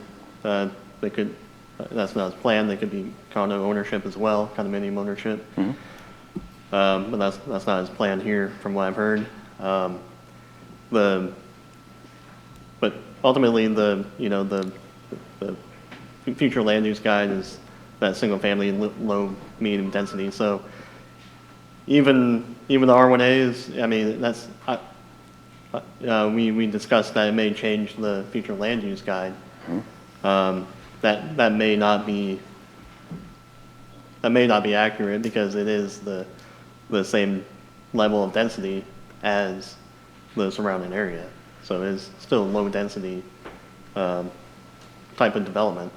But this would still amend? Or would this not amend the future land use guide? It would amend. Based off of the current compatible zones, it is one of those specific situations that it may not, because usually we do it based off the zoning, and we do it based off the highest density of that zone. So usually a PXR zoning, which is what they're asking for, is medium density if it's maxed out, which this is not being maxed out as PXR. So I don't. Because there are two aspects to it, right? Yeah, and so it's probably the lowest density PXR you'll see. That's Yeah. kind of where I'm getting at. So, no, I don't think it's going to change the land use or the future land use. Okay. Any other questions for city staff? Because I do have one. Anything else? Okay, this is just procedurally, and really, it's more of a confirmation of what I think how I should handle this going forward. We've been talking about two items simultaneously. And so we're not going to vote on those two items simultaneously. Okay. So the closure, I want to make sure I'm correct about this. The closure, I mean, it's possible to actually think that this could be a good thing to close what was platted in 1959.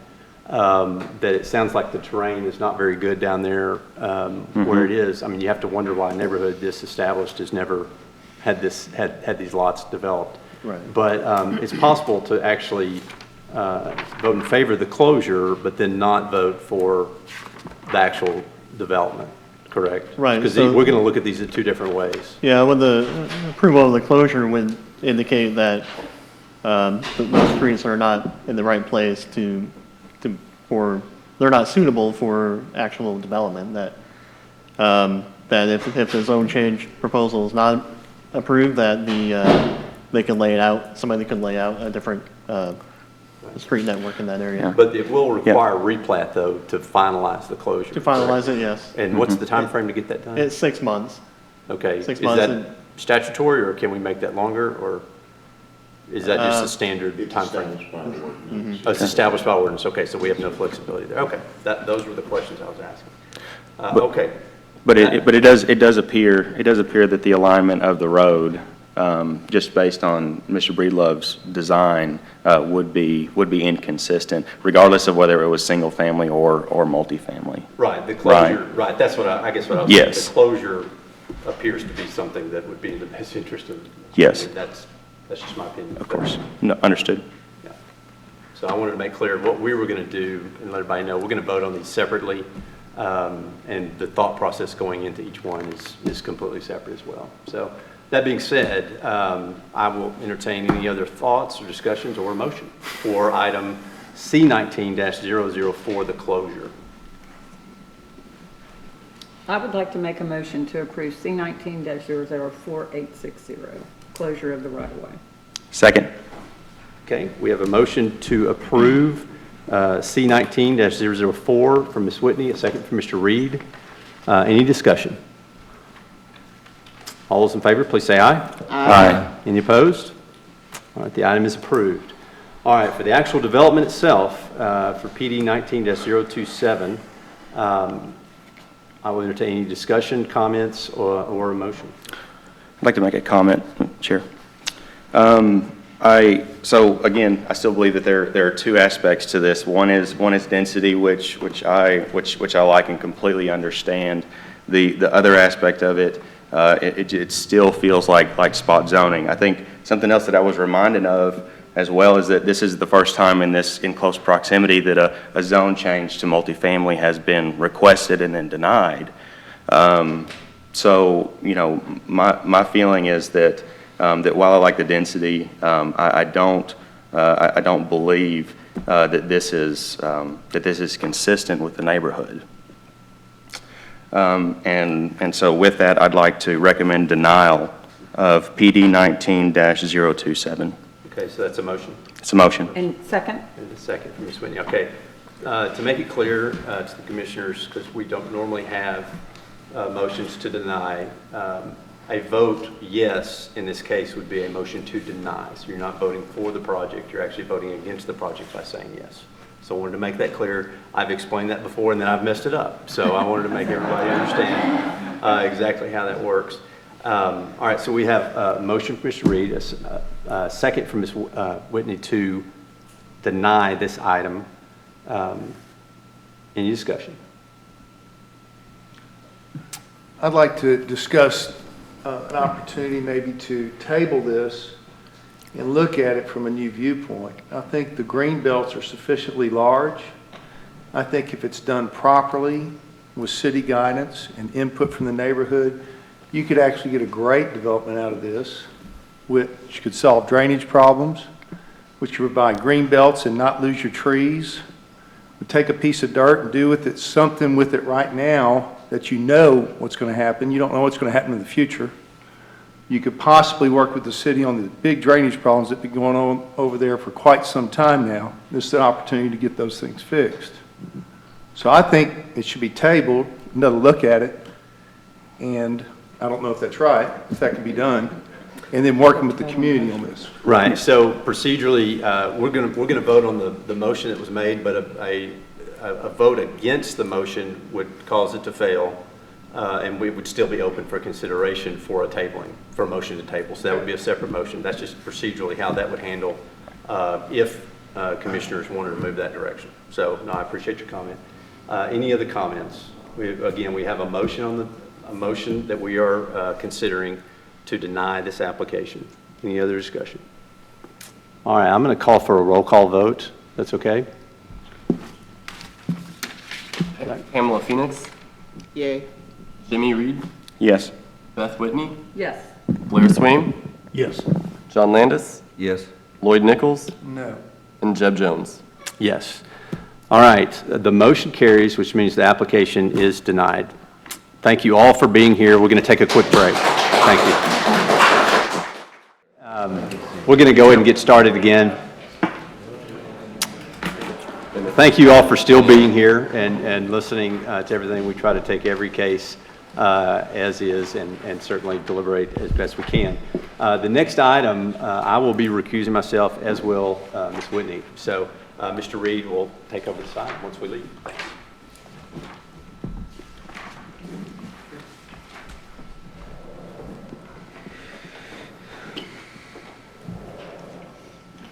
I thought that I was going to be able to sit at the big chair, but they told me that I couldn't, that I had to stay here. I'm going to stay here.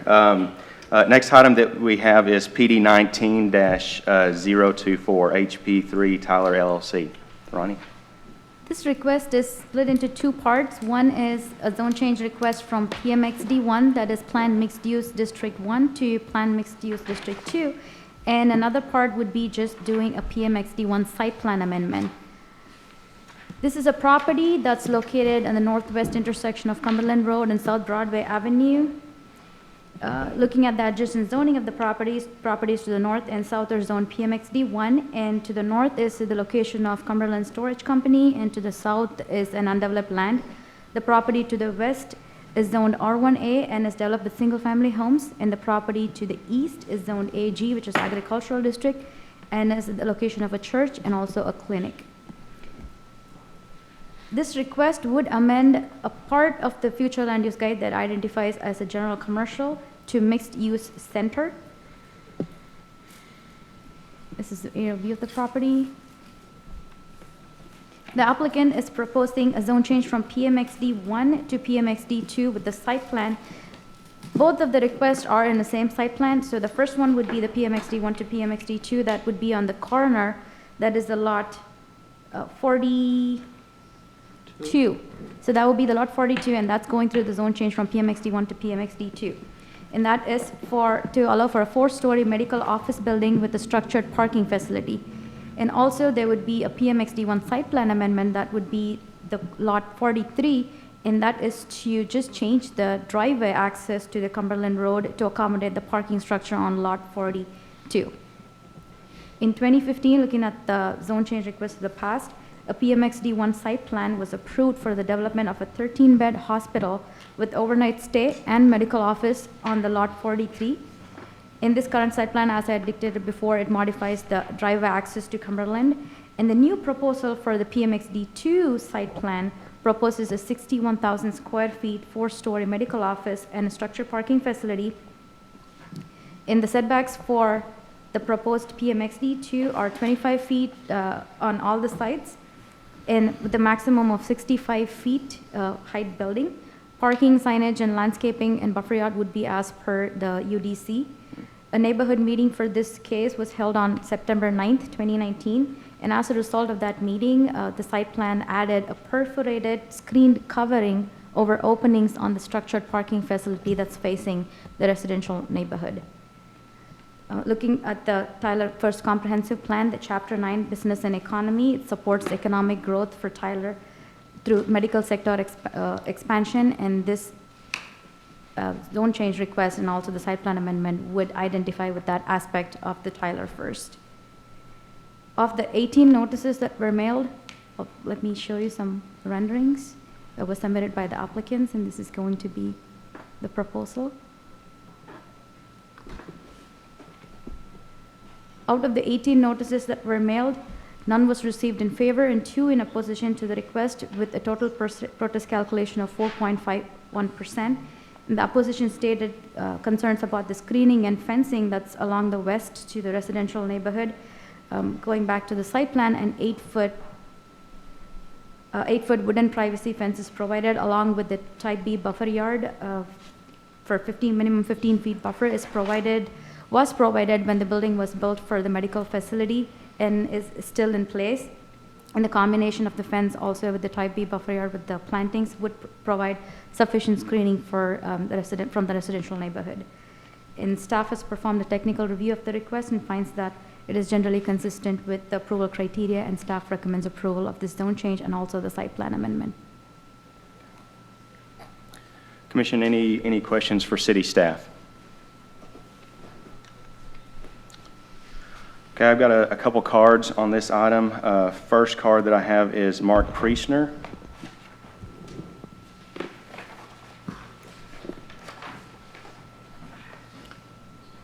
Mr. Priestner, name and address, please. Yes, quick.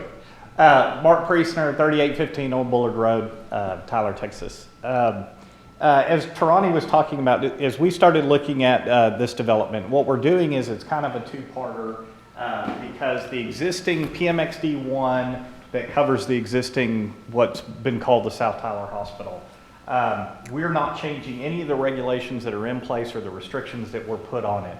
The reason that we've got some site plan amendment is if you can see through this section right here, the current drive is right here. This parking lot exists. We're not changing anything from here north, but it will amend the site plan to move the drive from right here to right here. We're not getting into the existing buffer in any way, not changing any of the screening restrictions or any of that. As we talked with some of the neighbors, the biggest issues that we heard from them is when you look at the site plan, you can see we've pushed the building away from the neighborhood as much as possible. So the 4-story building is sitting right up on the corner of Broadway and Cumberland Road. Putting the parking structure on behind it allows this to create a sound barrier between that residential neighborhood and Broadway, which is, getting busier and busier every day. So as we started talking with the neighbors and looking at what the issues are, the biggest things that came into play were lighting on the back of the building, screening of the parking garage itself, and landscaping on that back end. So when we started looking at plans, what we've added into the restrictions is adding on to the back end, the residential areas back here. So what we've done is on the back end of the parking garage, we will have a perforated metal screening over all of the openings, including extending above the top so that nobody can see. You can see a little bit through it, but it still allows the ventilation, but you can't just stand there and look into the adjacent neighborhood. All the lighting on it will be down shielded, no lighting bleed past. And then we're also adding supplemental plantings along that back end, but keeping all of those buffers in place and everything in place. So we feel that this is really a really good use for that corner, given what's happening around there. It's not a 24-hour restaurant that has a menu speaker that's going all the time. It's a medical office building. And so it will provide that both visual and sound barrier from Broadway to the neighborhood while still promoting and keeping all of the natural buffers in place and not getting into that in any way. So we think this is a really good project. We're really excited about it. It kind of finishes out that corner and takes away the guessing game of what will come. There's an unfinished building out there right now that's been sitting for quite a while. So we think it's a great addition, and we're excited that it'll be part of it. Be happy to answer any questions that you have. Would you mind showing the garage one more time, Mr. Priestner? This is going to be the front. So the front view is, this is Broadway, the corner of Broadway and Cumberland, looking back towards it. So everything is screened off. All of the windows and the majority of the facility is all facing this way. This is the parking garage looking, this is the back end, so Broadway's up here. This is that drive that you saw on the site plan coming here. So Cumberland Road is back here, Broadway's here. Thank you. Any other questions for Mr. Priestner from the commission? Thank you. Thank you. Okay, next card that I have here is Will Bowes. Bears. Apologize. Mr. Bears, name and address, please, sir. Yeah, I'm Will Bears from 1400 Water Street, Milwaukee, Wisconsin. I'm just simply here as a representative of the owner and the developer of the project to help with any questions.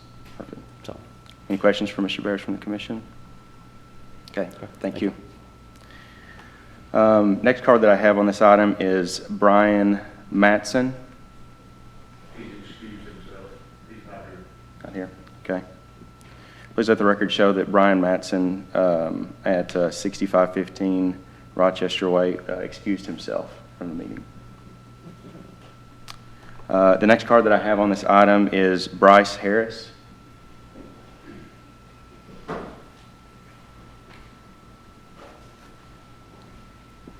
Mr. Harris, name and address, please, sir. Bryce Harris, 1530 East Grande. I'm here for Harris Craig Architects. We're the architect on the project, representing the hospital and Hamas as well. Here really just for any questions you may have. One piece of clarity I think I'll provide is the only reason we switched from PMXD 1 to 2 is the height of the building.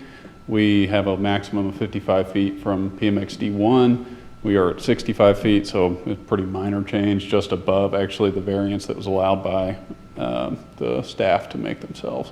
So we couldn't quite fit into that, but that's why we're here. So, okay. Thank you. Thank you, Mr. Harris. Okay. Is there anybody else here that would like to speak on this item for or against? Okay. Commission, do I have a recommendation? I move that we approve PD 19-024. Second. Okay, a motion has been made and a second as well. All those in favor, please say aye. Aye. Aye. Any opposed? Motion carries.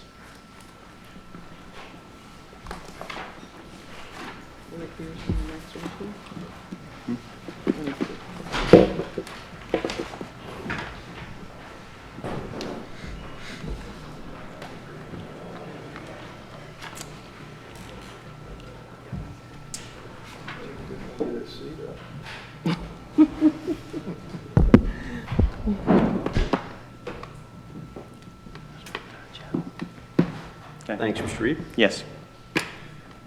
All right. All right, the next item on our agenda is Z19-028. Hi, good afternoon. This is a zone change request from adaptive reuse district to restricted professional office district. The applicant is requesting the zone change in order to allow for a salon with more than 2 chairs. The property is located west of the southwest intersection of South Broadway Avenue and West Rusk Street. The surrounding properties are a mix of single-family homes and office use. The future land use guide shows this property to be used as single-family, medium-low density. However, this request would change it to office. I do want to mention that RPO allows for 2 chairs. RPO allows for more than 2 chairs, and the applicant plans to have 5 chairs. Of the 12 notices sent, 1 notice was returned in favor, and none were sent in opposition. Staff has performed the technical review, and staff recommends approval. Any questions for city staff? So, have you looked at the parking situation? Yes, ma'am. I believe there is, for that size of property, For that building size, 6 parking spaces are required, and there's a total of 12 parking spaces. And there's currently a salon operating there now, is that? I believe is that correct? that previously there was a salon operating there. However, the owner is anticipating to rent it out. Okay. And the renter wants to have more than 2 working chairs. Okay. And the AR, the adaptive reuse, allows for up to 2, and then this Right, is the yes, sir. next, this is the next stage up. Right, yes, Okay. sir. Thanks.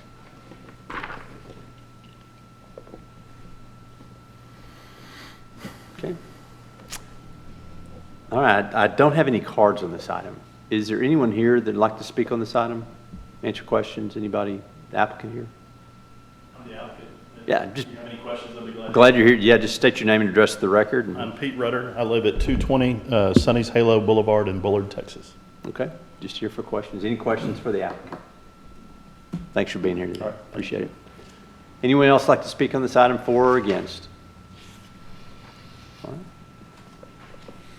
Entertain a motion. Mr. Chairman, I'd like to make a motion that we approve Z19-028. Second? All right, I have a motion from Mr. Reed, a second from Ms. Phoenix to approve this item. Any discussion? All those in favor, please say aye. Aye. Any opposed? The item is approved. Good luck. All right, next item is Z19-032. So this is a zone change from agricultural to light commercial. The applicant is requesting the zone change in order to allow for the development of a donut shop. It's located north of the northwest intersection of Jeff Davis Drive and Paluxy. To the north and east is PMF, Planned Multifamily, and is the location of assisted living. To the west is zone agricultural and is developed with single-family homes. And then to the south is zone PCD, Planned Commercial District, and along with R1A, single-family residential, and is the location of Cumberland Academy and also undeveloped land. So the applicant is, the applicant is requesting the zone change in order to develop the donut shop, as I said. The PCD that is there below, which is owned by Cumberland Academy, currently there is no site planned, but Cumberland Academy owns it for signage purposes. With that being said, there is currently no indication of this property being used as commercial in the foreseeable future. The future land use guide shows this property to be single-family, medium to low density. The zone change would amend the future land use guide to neighborhood commercial.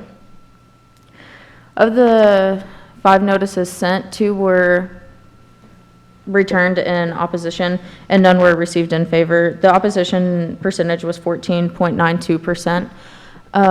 The opposition notices, the main concerns that were mentioned were the traffic issues that would be created along there, Paluxy. The departments have reviewed the application and anticipate no significant impact. However, staff has performed a technical review of the request and staff recommends denial. All right, any questions for city staff? The recommendation of denial on what particular basis? Just non-conformance? Right, the request is for commercial zoning in an area that's not supported for that. There's no surrounding commercial. We've discussed the PCD, but that was some history on that. When that was requested, it was for C1. That was back in 2006, and the council didn't want to do they didn't approve C1. They approved PCD without any site plan to allow it to come back in the future. If anybody ever wanted to use that property, but PCD also allows for offices and not necessarily commercial, or, it can be restricted, the uses. And so the C1 properties further to the north along Paluxy, closer to Grande, which is a major intersection. A lot of those are, there's no retail except for the hard corners. Those are C1, but they're office uses. And so really it doesn't seem like there's any surrounding properties that would be compatible with this, with retail restaurants in this area. It's pretty low density. The surrounding properties are really institutional uses or, again, the assisted living. So if it's anything other than, it's currently agricultural, I mean, we understand that ag is not, it's not going to be used for that, but C1 at this time doesn't appear to be appropriate. Any other questions for city staff? I do have a couple of cards on this item. Is it Rin Sun? Yes, please come to the podium. Please state your name and address for the record. Thanks. My name is Rinsan. Address 7120 Biloxi for the property. Okay, thanks. Yes. All right, and you're the applicant? Yeah. Okay, so you're just here to answer questions? Or? No. Okay. All right. Anybody have any questions for Mr. Sun? No. Thank you. All right, thank you for being here today. Next card I have is from William Hill. Mr. Hill?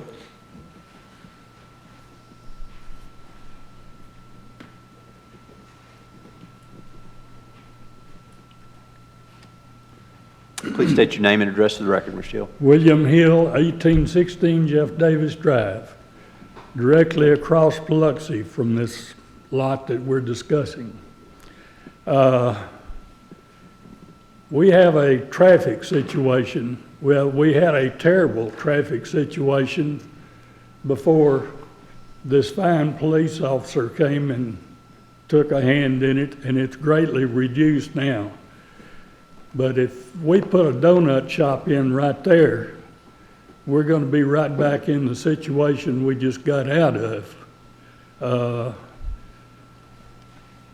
When they put that school in, I don't believe they realized the traffic problem that would result. Between 7:15 and 8 o'clock in the morning, the traffic is terrible right there. And between about 3:15 to 4 o'clock in the evening, it's terrible. And what most of the neighbors and myself are concerned about is what's going to happen if a donut shop goes in right there. There's going to have to be at least 2 driveways going in and out of a donut shop.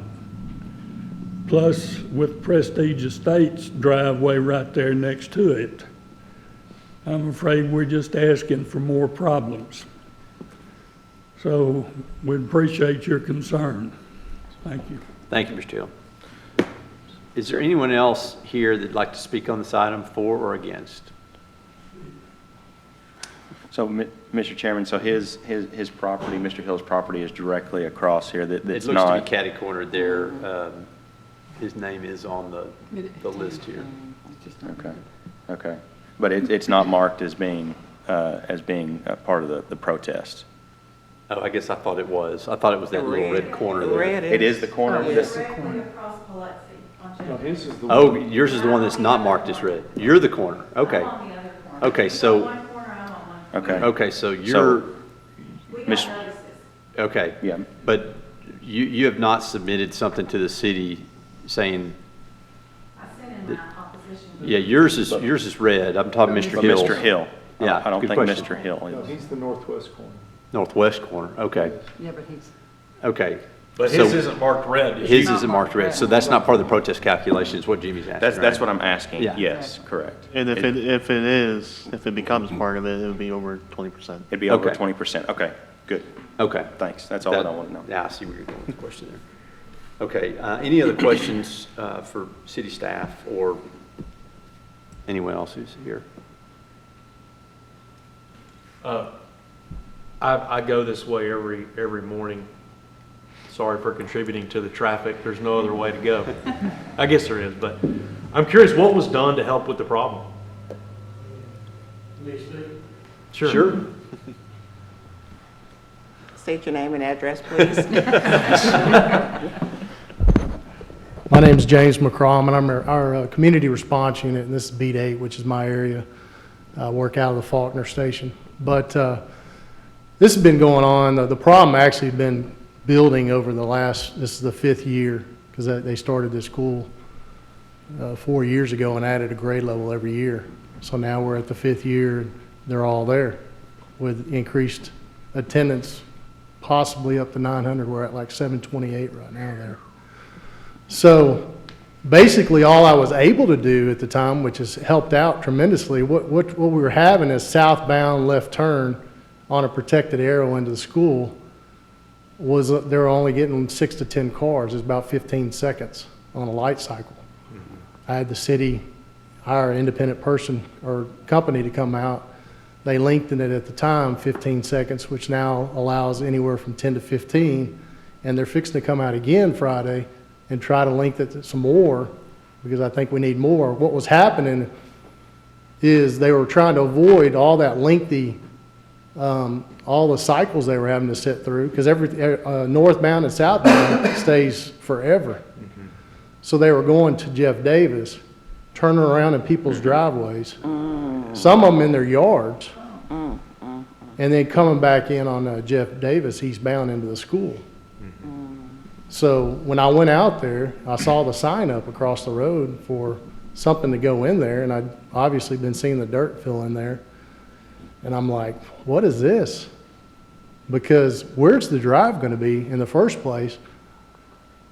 If it's in the school, which that's part of the city street, from my understanding, on the east side of what would be Jeff Davis if it continued. Or I don't think TxDOT will allow it on Biloxi being that close to another entrance, from what I understand from their history on allowing, not allowing. So I don't think it could improve anything over there by allowing another drive from the school area at that time in the morning when we're already having issues. So, you know, we had a meeting last week, I think it was Thursday or something like that, and we met with the school and all entities involved on some other things that we could do to try to help the situation. So anyway, that's my part. No, appreciate it. Thanks for the information. Thank you. All right, any other discussion? Okay, I'll entertain a motion. Mr. Chairman, I move that we deny 719-032. Second. We have a motion from Ms. Phoenix, a second from Mr. Swaim to deny this item. Once again, a vote yes will be a vote to deny in this vote. Any discussion? All those in favor, please say aye. Aye.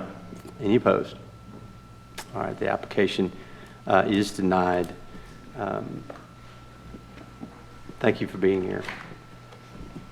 Next item is Z19-024.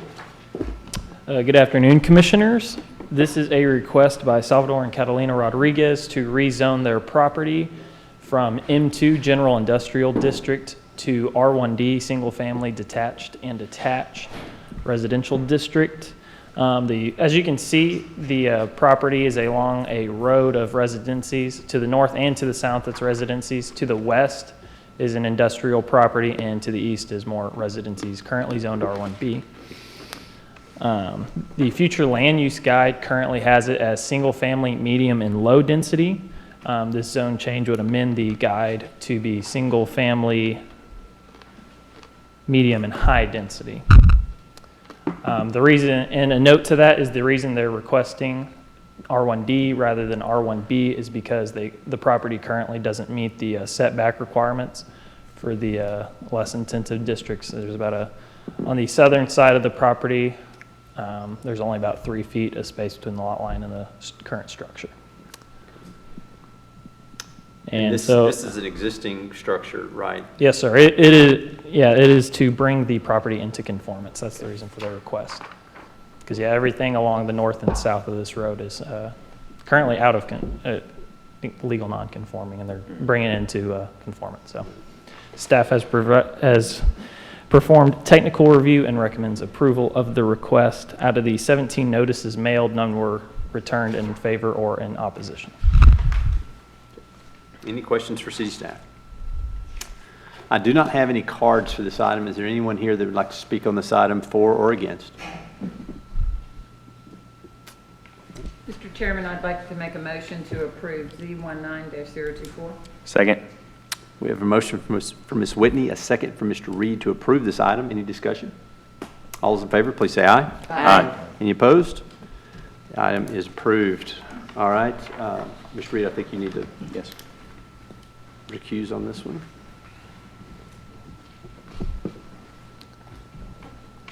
All right, the next item is Z9. Hold on one sorry. second.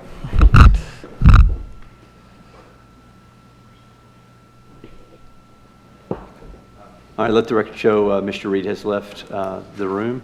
Next item we have is Z19-030. All right, so this property is at 1721 South Broadway and is a request by 1721 South Broadway LLC for a change from C1 Light Commercial District to C2 General Commercial District.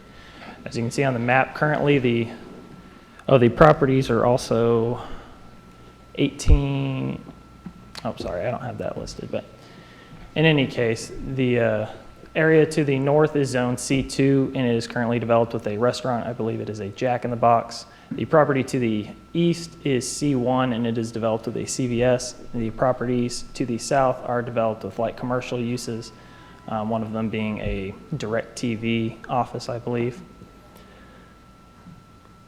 The future land use guide has it listed as neighborhood commercial. This request would amend it to a general commercial designation. Out of the 19 notices mailed, none were returned in favor or in opposition. However, the property owner to the south did call in and voice a verbal complaint in opposition to the request, but he did not mail it in written. So anyway, staff has performed a technical review of the request and finds that it is not consistent with the established character of the area. Oh, sorry, I'm getting way ahead of myself. The reason for the zone request is to allow for a tattoo shop.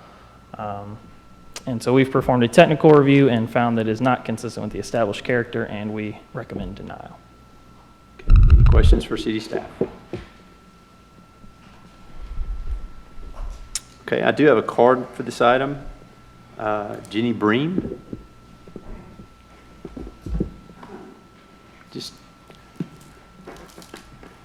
Please just state your name and address for the record. My name's Jenny Breen, and my home address is 3211 County Road 1125, Tyler, Texas. Thanks. We're actually a permanent makeup studio, but we do tattoos, and because of that, I wanted to have it rezoned. It's actually, permanent makeup is C1 zoned, but because we do them, I prefer to do everything the correct way. We're not like a normal, I'm a little nervous, we're not like a normal, what would be considered a tattoo studio. A lot of the ones that you see here in Tyler, you go in, they're very dark, they're, you know, a different type of person, like, you know, the big piercings, stuff like that. That's not the kind of place I am. Very bright colors. I also don't care for, when you go to a tattoo studio, a lot of times they use metal, I can't even think of what they're called, tubes, and they clean them and, you know, use them over again. Everything in my shop is disposable. I try to cater to women to make them feel comfortable, to be able to come in places. I used to hate going into a tattoo shop and having people stand over me and, you know, feel uncomfortable and feel like I didn't want to get a tattoo there, but that's all that there was. And so what I'm trying to do, and what I've been doing for over 2 years now, is to make a place where women feel comfortable, where a higher class of people can come and feel good about. I know that on either side there is two C2s, and then that one's the C1, so. The DirecTV place is C2, and then the Jack in the Box. And then that building is right in the middle, that's the only one that's C1. Or not the only one, but it's right between them, so. But I am trying to do something different. It's when you see Tattoo Studio, it comes across as something that I don't even want. The name of the business is Sir Dapper Permanent Makeup and Ink Revitalization, because I didn't want, sorry, I'm losing my voice. I don't want that tattoo clientele. Like, I don't want that, I don't know how to say it, stigmatism about it. Like, I don't want that, so, sorry. No, that's okay. Any questions from Ms. Bree? Okay. All right, thanks for being here today. All right, any discussion or questions for city staff? Do we have a picture of the property from the street view? Did I see that? Clicker's been telling me, there you go. So as you can see in the top left, that's the front of the property where they have the sign listed. And then on the bottom two, you can see the rest of the extent. So it's currently a commercial strip. So on the bottom right, you can't see it very well, but that's currently a smoke and vapor shop. And then the unit next to it is vacant. One other thing to note is that the reason for the 3 properties up there being rezoned is because the building that occupies 1721 cuts over into those lots as well. Just wanted to clarify that. But. Okay.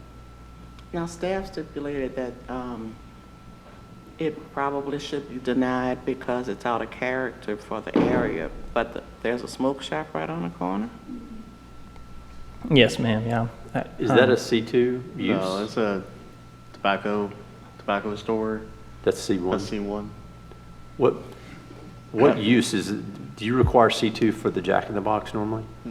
That's a C1 use as well? Yeah, the C2 uses that are out there are currently developed with C1 uses. Okay, so is there any C2 usage anywhere in that area? Not that we found. Okay, so even though there's C2 zoning, there's no C2 use anywhere in that area? Right. Yes, sir, yeah. Okay. Now, what all, I know we're focused on, whether, it's tattoo or permanent makeup and all that kind of stuff, but I guess my concern, I'm a little bit more concerned about what else could happen if we changed it to C2. What all could be used here if it was C2, like in the future, right? Well, this is there and it moves somewhere else and then something else. I mean, it can be used for outdoor display, outdoor storage, car lot, things like that. Are the sign requirements different? There can be larger electronic message, electronic signs. They can be larger than C1.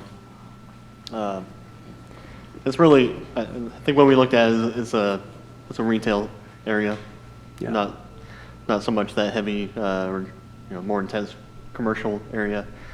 And we recognize that the properties to the north and south are C2, but if they're not developed, they are developed right now, but they're not developed as C2. If when we're looking at zone changes for things like this, that if they did change, in the future, if they, Jack in the Box went away and maybe a car lot went there, or a sales lot went there, that would be a changed condition that may support a change here in the future. But until that happens, we're not aware of anything that would support a change for this property. My question is, Kyle, why does it have to be changed from C1 to C2 to accommodate that business? Because it's C1 already, right? Right. C1, yeah.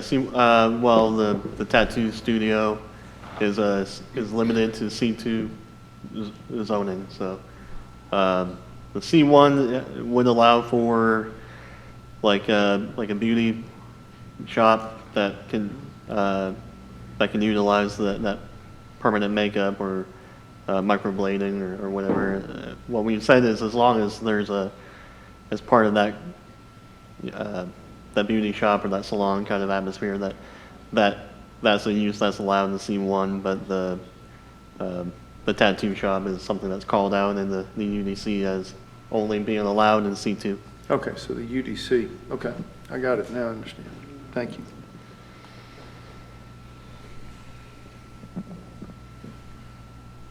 Any other comments or discussion?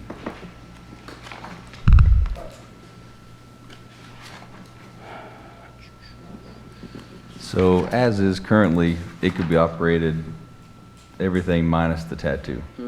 Correct. Okay. Right. Just making, okay. Same page. Ms. Breen, I have a question. Would you mind coming up to the podium? Also, I can turn my phone back on. If y'all want to see pictures of what I currently kind of like, I just don't want to be a. Yeah, I guess my question is what percentage of your business involves actual tattoos? It could be about 50-50. It just depends. Okay. On some days, some weeks it's just all permanent makeup, and then some weeks it's different. I wish I could show you the review, like the reviews. It's all of my reviews are about how clean and how nice, and it's almost doctor kind of like. I'm a germaphobe, so I keep things clean. If there's never a chance to change what people think about the place, sorry. If there's never a chance to change and do something different, then it's just like, I don't know. I want to make something better out of what's around. I'm really losing my voice right now. Okay. So. All right. Well, thanks. I wanted to ask that. Does anybody have any other questions for Ms. Bree? Thank you. I wanted to ask that, just how big a portion of your business. It goes back and forth. I mean, but I want to do things the correct way, and I want to bring something better to a profession that is thought of To an industry bad. that's looked Yeah, at negatively. it is. And if you came to my shop and you met the people and and read the reviews and all that, you wouldn't think that. I'm sorry. Thank you, Ms. Bree. Appreciate it.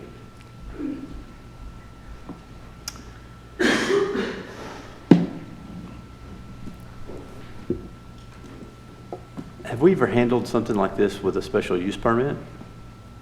That's just not something we would normally do because No. it's already in a zone, code, so yeah, it's in a code. So. It would have to be C2. Yeah, I guess and again, this is just a comment. I'm struggling with it, not so much that I question how good a job she's going to do with it. I question what's going to happen afterwards because it'll be C2. It's the precedent. And, it can be forever, and you can't come back and change it later. It may be 10 years from now. It would still be C2, and it just, that area, knowing that area, I mean, it's right by Burkeville Park, it's right by the Azalea District, it's right by all those things. That's what I'm struggling with. I guess I have belief that, she would do a good job, but it would forever be C2, and so that's my concern. So, that being said. But do we look at everything in that aspect? Okay, this person is trying to get this rezoned to this, but what if in the next 10 years, they move and now we have this zone in this capacity? One of the things I know we do, try to look at things from an objective manner, especially when it pertains to our citizens. But we also want to encourage developers with projects. And I'm struggling too, but I think I'm struggling more to one side. Any other comments or questions? I think this is a tough one. I mean, I'm on both sides of the fence because it, honestly, if I didn't see that vapor shop there, That's it. for me, that kind of blows the whole, it doesn't fit the area response out of the water, because, not to say I put those in the same category, but I think a lot of people do. That's it. So it is kind of tough with the recommendation of that being a large part of the rationale. But I'm on the other side too, where I understand we have to protect future situations too.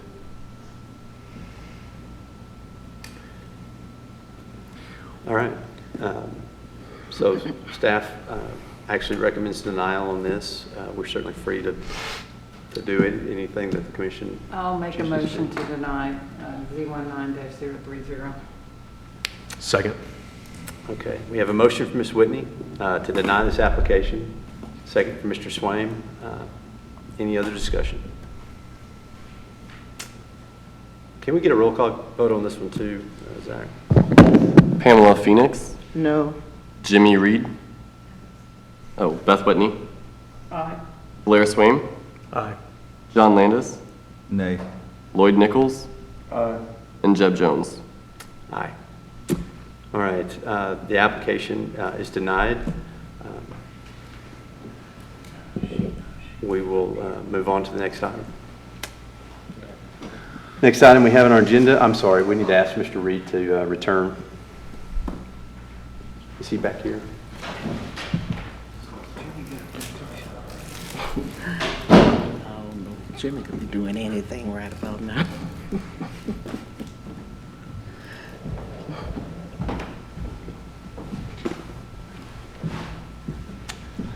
All right.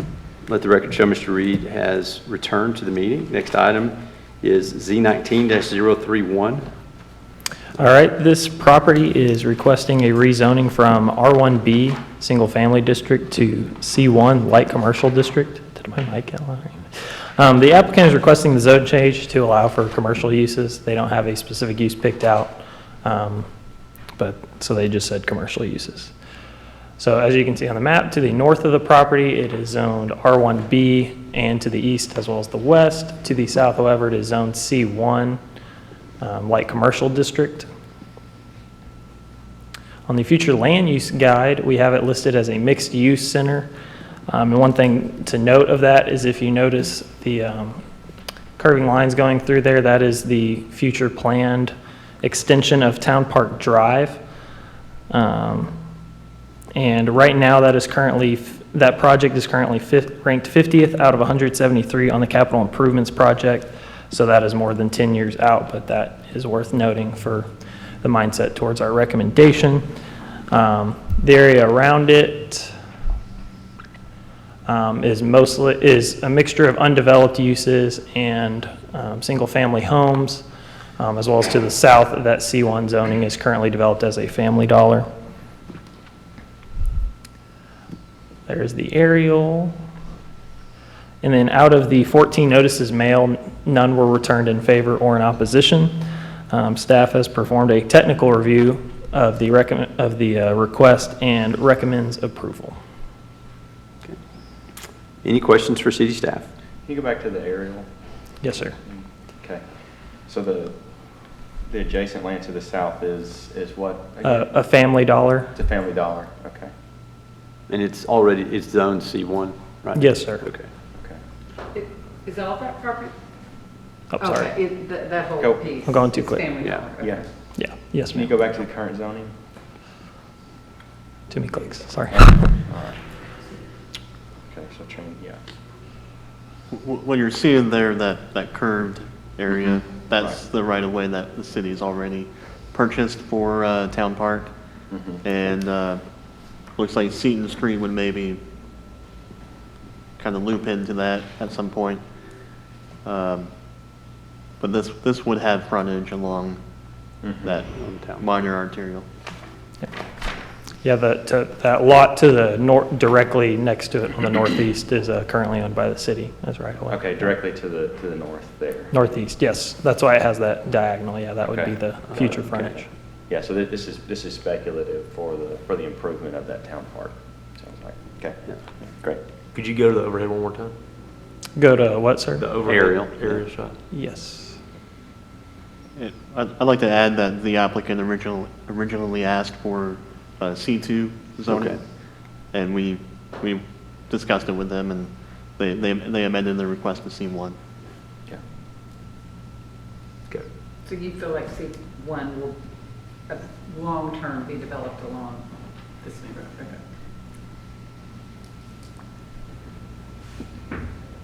Okay. Okay. Any other questions for C-staff? Is there anyone here that'd like to speak on this item for or against? And I'm sorry, the recommendation was? To approve, To sir. approve, okay. The applicant wanted to note too that he meant to be here, but his son actually unfortunately passed away this weekend, I believe. So he's handling that as best he can, but he wanted to be here, but he just wanted to note that. Yeah, thanks. Mr. Chairman, I move that we approve Z19-031. Second. We have a motion from Ms. Phoenix, a second from Ms. Whitney to approve this item. Any discussion? Kyle, I just want to make sure that the continued use of the single-family home is still allowable. Is that Right, correct? it could continue until it's no longer used for more than 6 months, or when it's used as a C1 use. Okay, great. Thanks, Chairman. Good. All right, any other discussion? We have a motion and a second to approve this item. All those in favor, please say aye. Aye. Any opposed? Item is approved. All right, we have finally made it to the plat section. All right, seeing that we do have a consent section, but we're not there yet, we will take these items one by one. First item is F19-082. Yes, sir. That is the Victoria Estates final plat.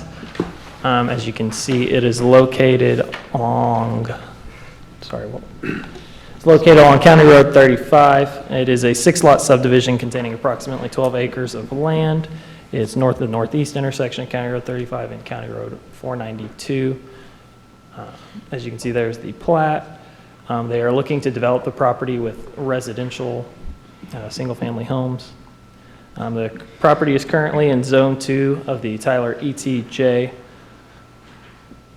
And our recommendation for now is to deny because they have not provided significant proof of water and sewer service.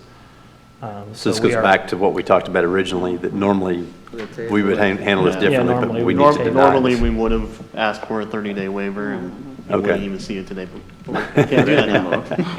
Okay. So deny until sufficient Okay. proof of services. All right, any questions for city staff?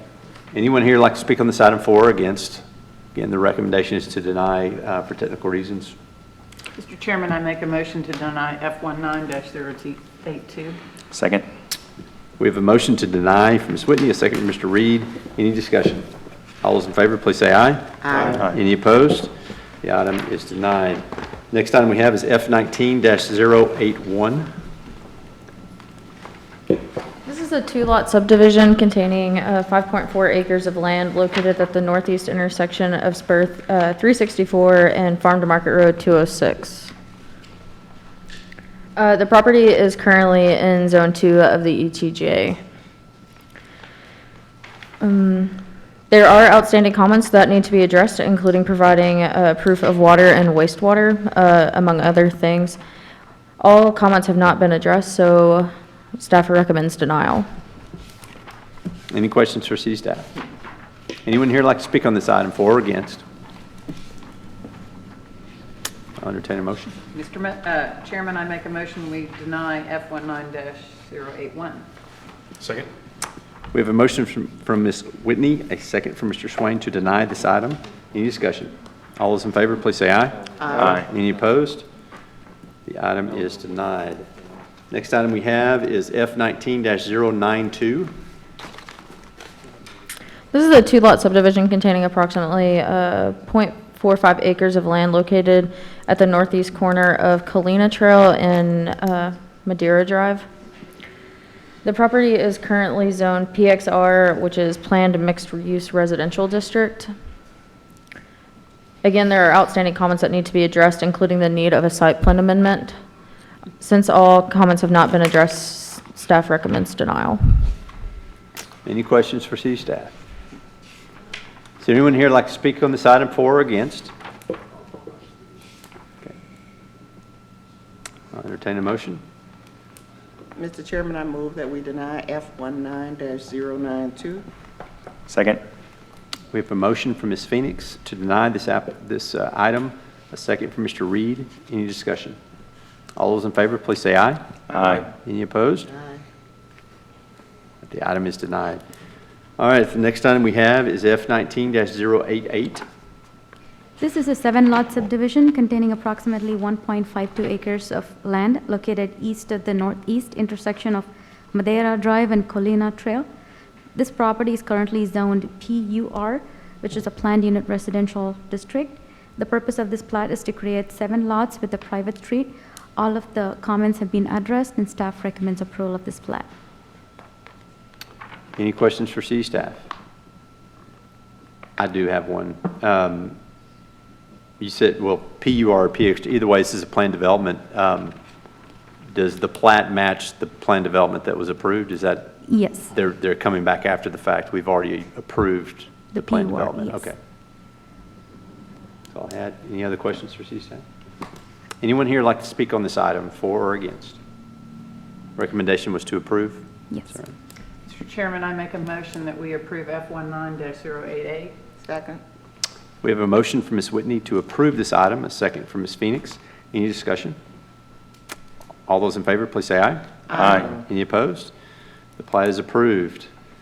All right, next item is F19-083.